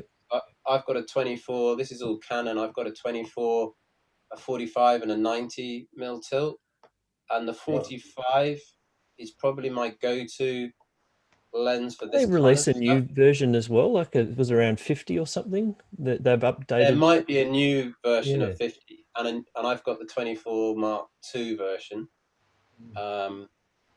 which to be honest, the tilt on a 24 isn't as useful. I think if you're an architectural photographer, it would be. You know, you get quite a good depth of field anyway, but the 90 and the 45 definitely. The tilt really helped, and I've got a feeling this was with a tilt lens, and I still had to focus stack it. And I took probably 3 shots to get the whole of this in focus. But I've got a bit of a thing for rock, and that little beach that I started with back here. So this is the back of the beach. Where were we? I think it was. Sorry, I'm gonna skip. Might be hiding behind your faces actually, but I've got anyway, it was the back of this beach here. So this is that local beach to me, about 20 minutes away, and then I took a series of the pictures of the slate back there and the rock. Oh wow, this goes way back. That really reminds me of the Tarkon. Doesn't it? Yeah, that is so similar to what we have in. It's got a kind of silky, worn slate. I find the color when it gets oxidized, it gets broken, and you get this orangey blue contrast that I love. And I submitted some work to Tim Parkins on Landscape site many years ago, and I remember saying at the time with this shot, they said, "What direction do you see yourself going in?" And I said, "I kind of like the idea of more like this." And I actually ended up kind of obsessively photographing that beach and one just next door. Abstracts, for all these slaty abstracts. And I started seeing them like the ambiguous scale could be, are they mountainous? Are we looking up? Are we looking down? We're not quite sure. And I like that mystery in an image. I think really helps it out. It brings you back to something when you can't quite work it out. So this is actually looking really quite down a cliff. And again, using a tilt lens, I could just focus down it. So I've got a whole series of these kind of slate abstracts. And when I started looking more at another photographer I love is Edward Batinsky. That was, just reminded me of that with this image. Yeah. I just love his, those salt pan images. Paul, you'll be familiar with your aerial stuff. Yeah. Of how you're dealing with that. Hans Strand's got a lot of aerials of Spain, of Iceland. And essentially it's like an abstract image. You've just got blobs of color and shape. you're kind of flying over it. This is my equivalent without the copter and the expense of flying over a landscape. It's poor man's aerial. It's the poor man's aerial is being on the ground and looking at little stuff that looks a bit like stuff. But there's a kind of rhythm and a flow to these images that I started to really like. And again, if you turn up there, you'd be kind of disappointed with what you're seeing. It's pretty small, and that's kind of why I love it. And it's busy. They're quite busy, some of these pictures, but as a collection, they started to make sense to me. And I would like to make a little photo book of these kind of images. Again, they're not like internet sensations. I'm quite fond of this one, the way it kind of, it's like a painting to me. It's the way it's structured. And it gets back to the basics of photography, which is an art, which is, the fundamentals that I teach at school is all about shape and line and texture and color. And that to me becomes an interesting kind of game. With your focus stacking, do you use a particular software or anything like that? No, normally that's manually, either in Lightroom or manually in Photoshop, Luke. Okay. So I just take two images and like focus blend them, if you like, just have two layers. Do you focus stack in Lightroom? That I had a plugin I could do that, Paul, and I think the plugin's out of date actually, so I don't do that anymore. But I think you can. You can also just export to Helicon or something like that. I've not used Helicon, but to be honest, I don't need to focus stack most of the time with the tilt lens. Okay. So this would have been my 45mm, probably like 2 degrees of tilt, f11, f9, sometimes like f5.6, which is the joy of it. You can shoot so much wider open and get a sharper image.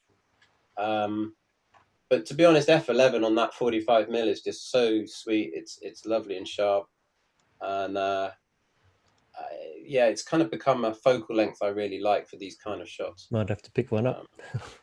Yeah. I mean, I bought all those lenses like secondhand, pretty much on eBay. I did get my 24mm new, but all the others were relatively good prices.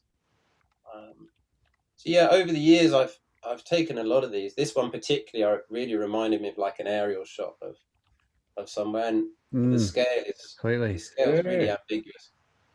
It's literally, isn't it? It really is quite ambiguous, and sort of from a focal plane as well. It really throws you around. Yeah, and I like that.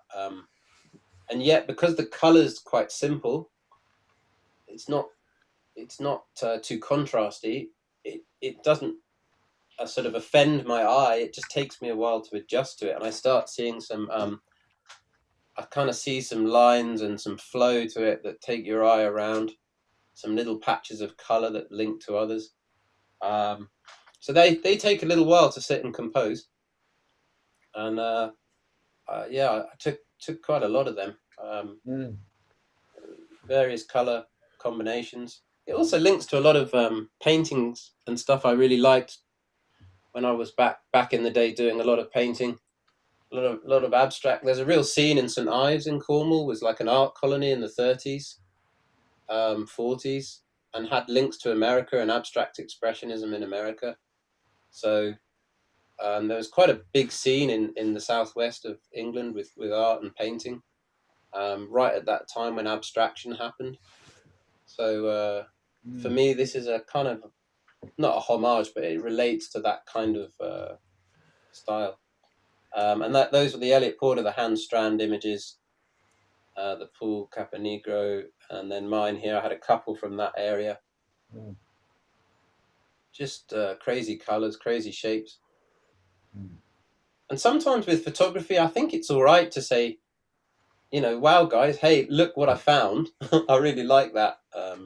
Sometimes you just go, look at this. It's crazy, and you don't have to do a lot with it. Other times you spend ages trying to stick something together, and you work it and you come back. Kind of curious face down here in this one. I quite like that. That image. I mean, time's running on, guys, and I'm aware you've hardly said a thing. I've been It's all yabbering about all this work, and I can see some forest stuff While coming you're up. getting to the forest, we need to see this stuff. Yeah. I mean, shall I just quickly run through some of these woodland shots? Please. And, Please. we're getting a bit more recent as well. I mean, some of these I've dragged out from really old shots. So again, this is still places I visit. So every year we get bluebells in this part of the world, and that's, I'm familiar with them, but for a lot of people, they won't have seen a bluebell forest like this in person. So they're a flower that just pops up in the spring, around April time, around my birthday, and a lot of photographers in the UK are waiting for that time when the bluebells come out, and they create a really sweet scent in the air. So it's a very rich atmosphere. But a lot of bluebell woods these days are trampled all over. You get hundreds of photographers there. It's chaos. So I like to find places in Cornwall that no one really goes to. They're like little backwaters. Yeah. And this particular patch of woodland is not very big, but it's just really untouched. It's really beautiful. Yeah, don't tell anyone where it is, mate. You'll no, I won't cause do. a stampede. I won't do. But I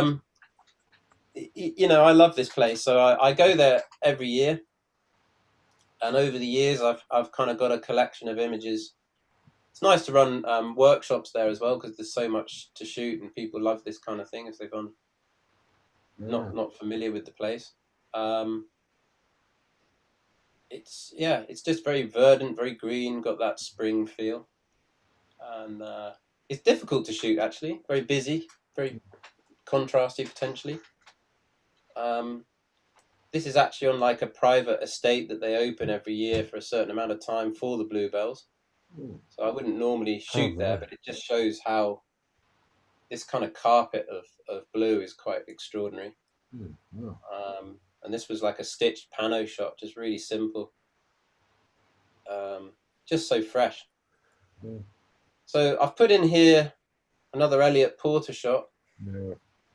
Just to remind me, really, that he's a real influence for things like this, little details of wintry forest. Trying to look for composition, these things that carry your eye around the frame. And it becomes about subtle details and how the landscape changes over time. Again, another place I visit very close to me. It's a fantastic photo. I'll come down a little bit there. Oh, that color palette is just so exquisitely painterly. It just crosses that medium so beautifully just through the tone. Yeah, this is actually I'm not really an advocate for this, but I've noticed shooting film, when I shoot color film, Luke, that there's something about the color file when you're dealing with the color file, particularly like color negative, so like a portrait. When I'll convert the negative in Photoshop, and when you do that, you realize just how different a color file on film is than digital. And by different, I mean like more complex. The color separation is completely different. The way it handles greens and so on is just a whole new world. And you're trying to balance a negative that's totally bonkers, and you're trying to fit the colors back together. This was shot digitally, but I made my own kind of preset in Lightroom that tried to get that feeling of the separation in the greens, the oranges, the yellows. So it does tend to lend itself to that painterly kind of quality. Again, it's chaos. Not Christopher Burkett. I'm going to lose his name now. Edward Batinsky. His latest work, which I wasn't that familiar with actually, is called Natural Order. Have you seen any of them? So there's a couple of Vimeo clips of his exhibition actually, and that was a response to lockdown and Edward Batinsky in lockdown, which I found fascinating. And he went locally and just shot chaos. He shot what Hans Strand loves, what Elliot Porter loves. Chaotic scenes that you're trying to make sense of. And so I think I've got a reference to some of his. This is again, I just threw an influence in there from one of my favorite shots of Peter's, and I wrote an article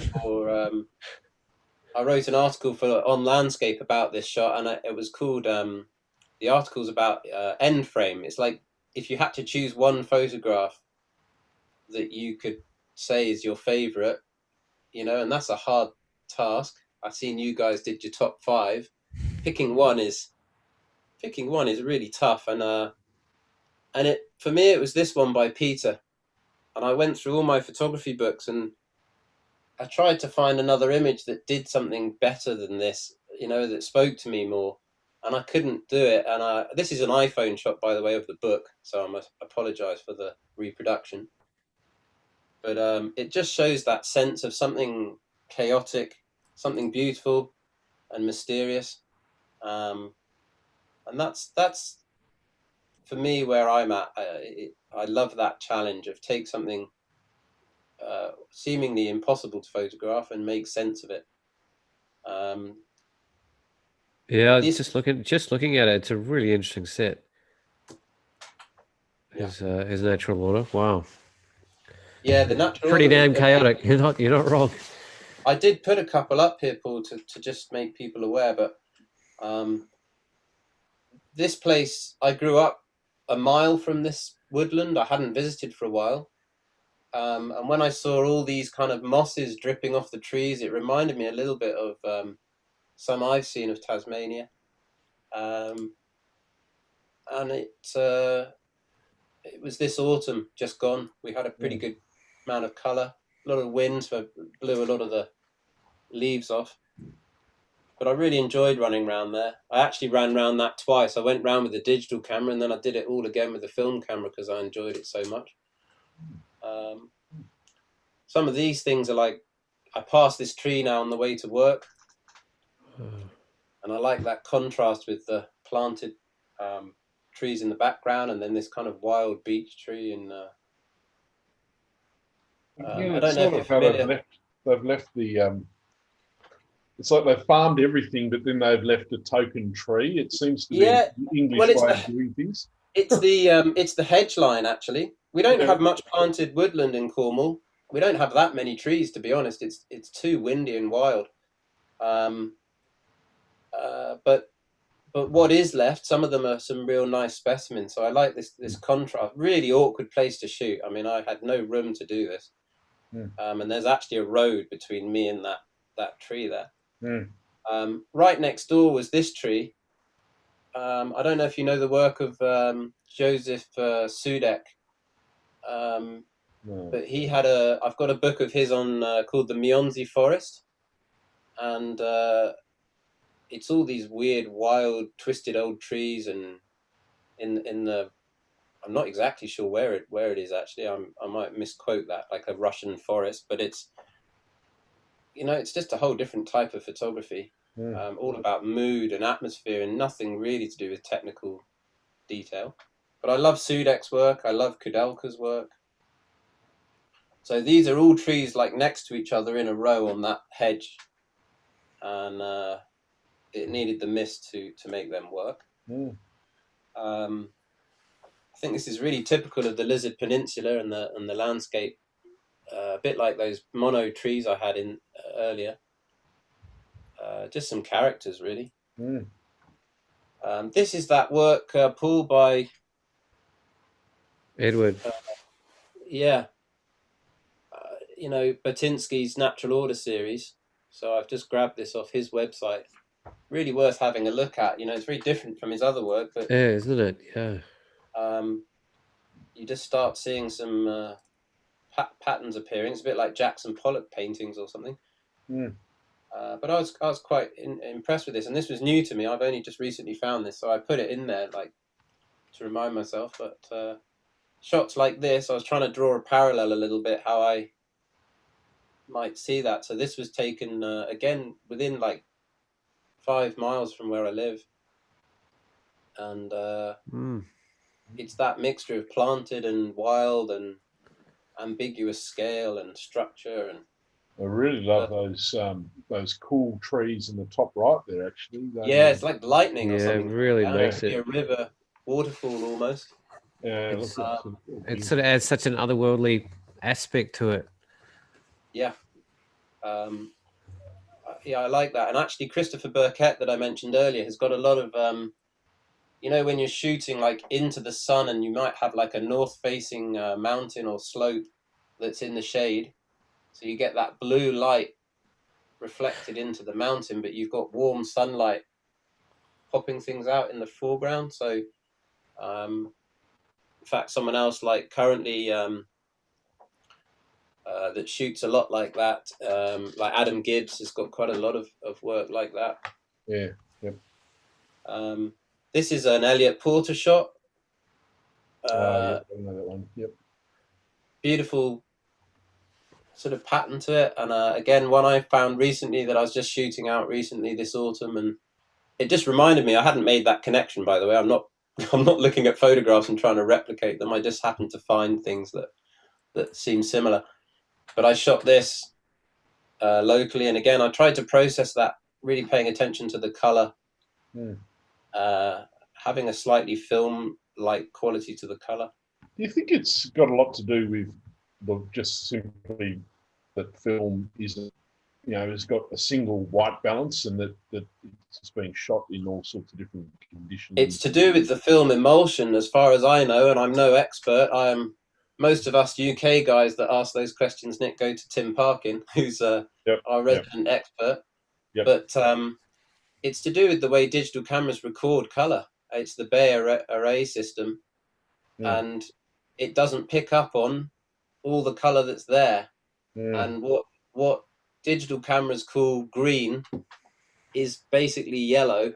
In Lightroom, when you adjust yellow, all your greens will shift like hell. That, yeah. When you're on film, you really notice that green and yellow are very separate colors. And you get used to that, dealing with film more, and how to separate those things. You can do it as a preset in some ways, but then you can go into the hue and saturation sliders and alter things. I don't know here if I go into develop. I've actually got your sweet little faces in the way there a little bit. Yeah, I'm not sure I'm going to be able to show that. Can I? We can see it. Yeah, we can see the panel. Yeah. Actually, I haven't done. It might be because this is a TIFF. It's all right. I'm not in Lightroom proper. I've imported a file from TIFF as a TIFF file, and it's now looks like it's got no adjustments actually. Gotcha. Again, this is like 2 minutes walk outside my house, so we're properly local. Mist rising off the ground, giving a warm light, catching the sun. In fact, what I was just saying, it's got a blue shadow in the north slope with warm sunlight on the southern side. The old oak trees. This was literally the other day. We had a really nice frost down here. Everyone had snow in the UK except us. We're quite like a semi-tropical climate in Cornwall. We have a warm air coming up the Gulf Stream that gives us palm trees and all sorts of nice things. So it's kind of rare to get a real frost, and this was just shot handheld. My kids were actually sliding down the slopes on an old surfboard and on a little boogie board, and I was contented taking a few shots with the zoom with the 1:400.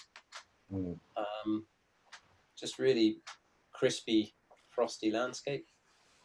I think that's pretty much my last image from that woodland where the cover picture's from. Kind of where I grew up. It's definitely still home to me. And it's all trees and rivers and natural beauty. Very lucky man having all that around you. I've got a great landscape around. Yeah, I'm a little bit astonished by the scope and variety of Cornwall, to be honest. Like I sort of had a grappling of it, but to see it all paraded in one go from one person I found that quite astonishing actually tonight, Joe. Oh well, cheers, Paul. Thinking we're sporting Tasmania, and I was like, what? Yeah, obviously, And the way you made the most of it, like you see that map and it looks like, oh my God, that there's every meter of that landscape has been touched by human hands, you know, relative to somewhere like Tassie. But at the same time, if you know where to look and you have the capacity to isolate the pockets and develop those relationships with those smaller areas and focus accordingly, you can pull away from that and create a wild landscape, you know, or pull out the wildness in the landscape, I guess. Well, I guess a lot of people will say, well, I don't live anywhere like that. You know, I don't have Mount Wellington on my doorstep, or I don't have a beautiful river running near my house. I've just got blah, blah, blah. Or you're in an inner city, or, you know, but from an artistic point of view, from a thought and a mind point of view, you can kind of transform anything. And for me, that's the game. You know, make something of your area then, and or tell it like it is. Maybe you don't have to dress it up and focus on a little detail. Just say, this is where I live, and start looking. So for me, it's all about being observant. It's about looking. It's about light. You know, anywhere can be transformed with a bit of light. And so for me, you know, we've all got access to that potential. Some of us are lucky to have a variety, sure, on the doorstep. Yeah.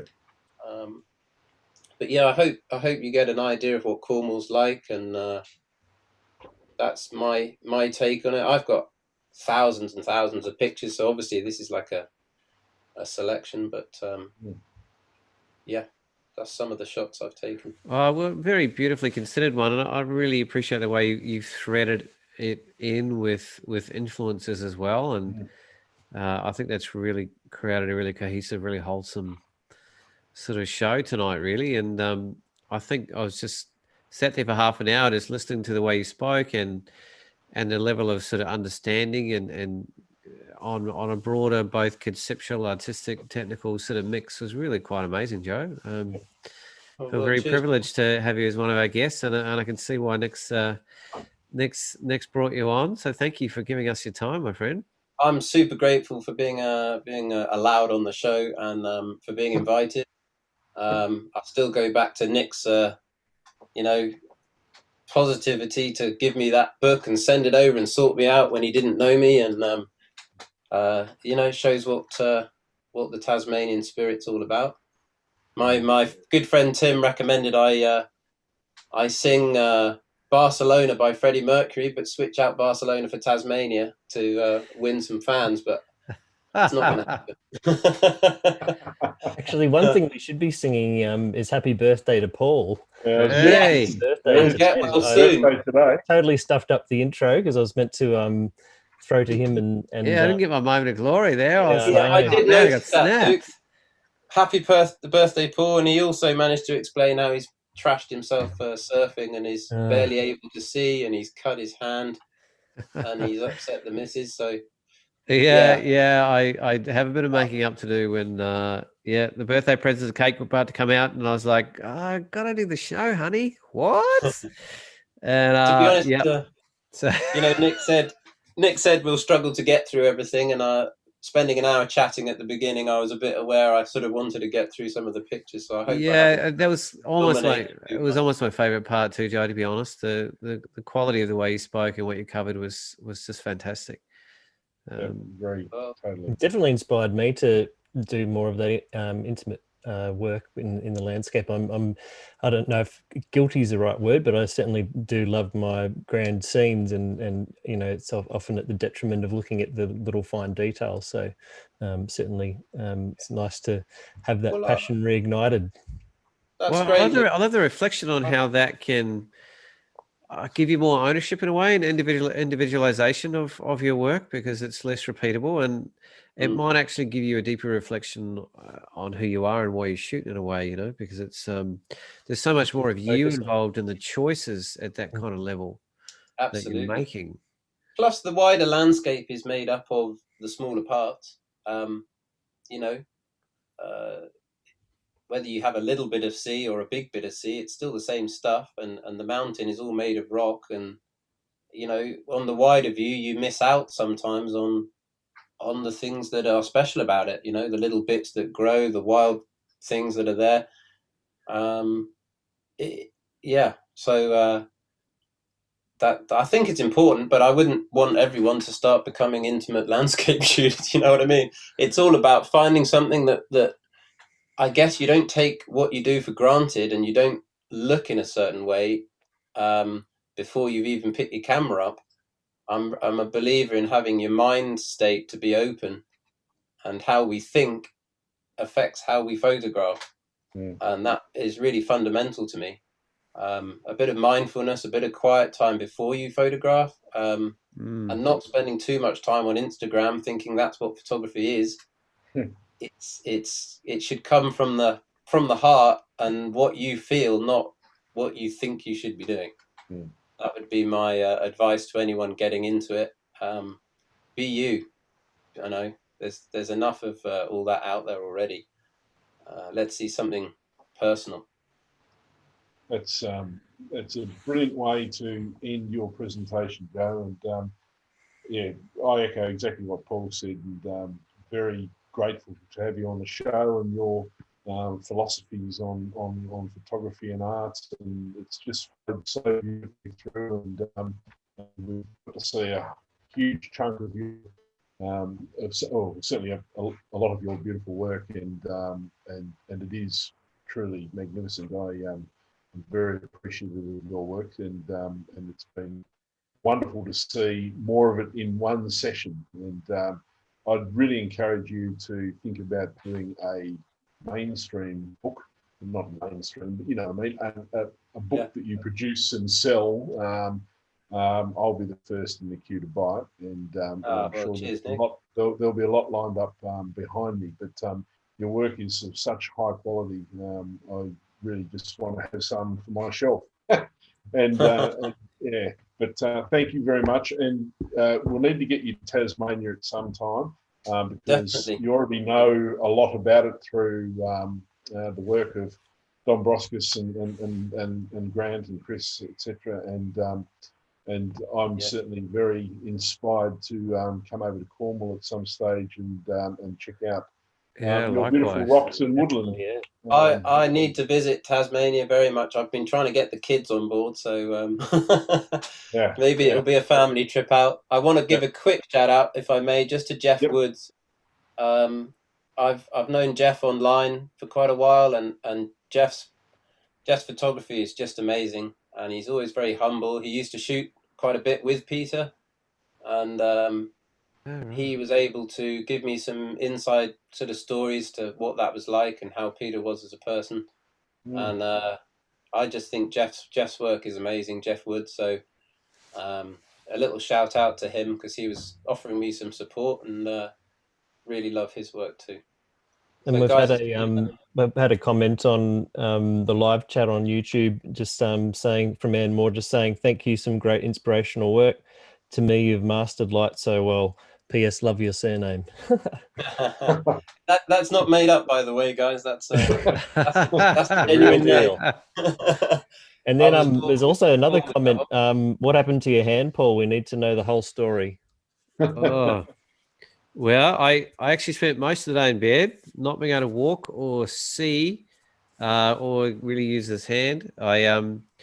I wished in a birthday surf, and I got a very rare, in fact, I've never seen a swell at this break ever in summer at the Hobart Points. And it's about a 45-minute hike out there, and I surfed 6.5 hours straight. And I had 5 major wipeouts where I actually hit the bottom and managed to screw something up on my hip, but I kept going anyway.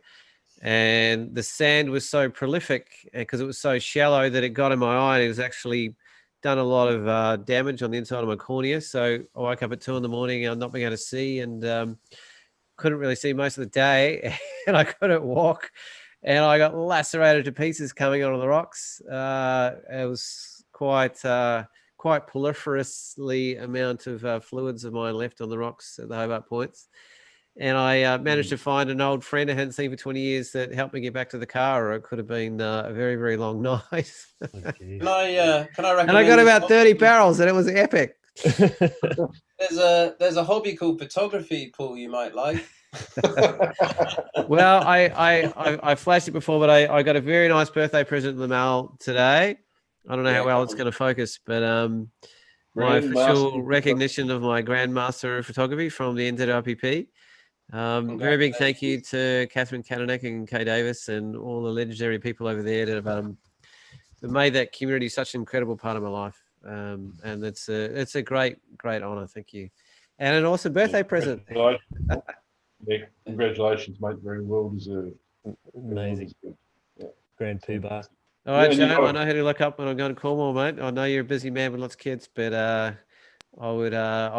it's right high on my list. Wales, Scotland, Ireland, England. I was actually saying to someone just yesterday that those parts of the world are just, I feel like the later part of my life is going to be there to appreciate them more.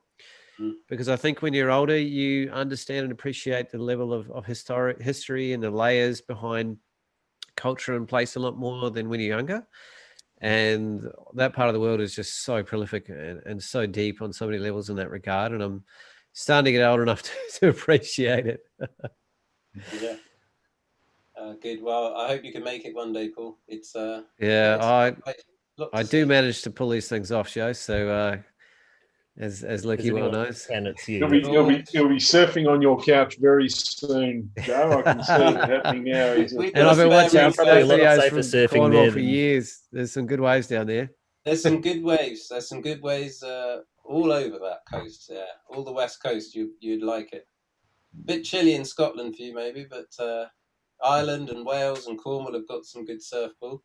I sent them to Dunedin for 5 years, mate. Snow on the beach. I've had a bit of practice. Well, I'm gonna get my dressing redone, get back to my eye drops, do some stretching, and see if my lovely partner will talk to me. Well, it is your birthday. Sorry, honey. Concessions there, but yeah. No, look, might leave it there for tonight. Thank you so much again, Joe, for joining us and the amazing photos. And inspiring, I think, probably everyone that watched that. So we'll be back next week with Tim Cooper, I believe, is going to be joining us. He's a local Tasmanian very bright talent, very bright talent, very dedicated to the environment and working in or photographing in areas that are under threat in Tasmania. So should be a really fantastic episode, and he's just such a lovely guy. So very much looking forward to that. So enjoy the rest of your week, and until we see you on Wednesday next week, have a good one. Catch you later. All right, keep well.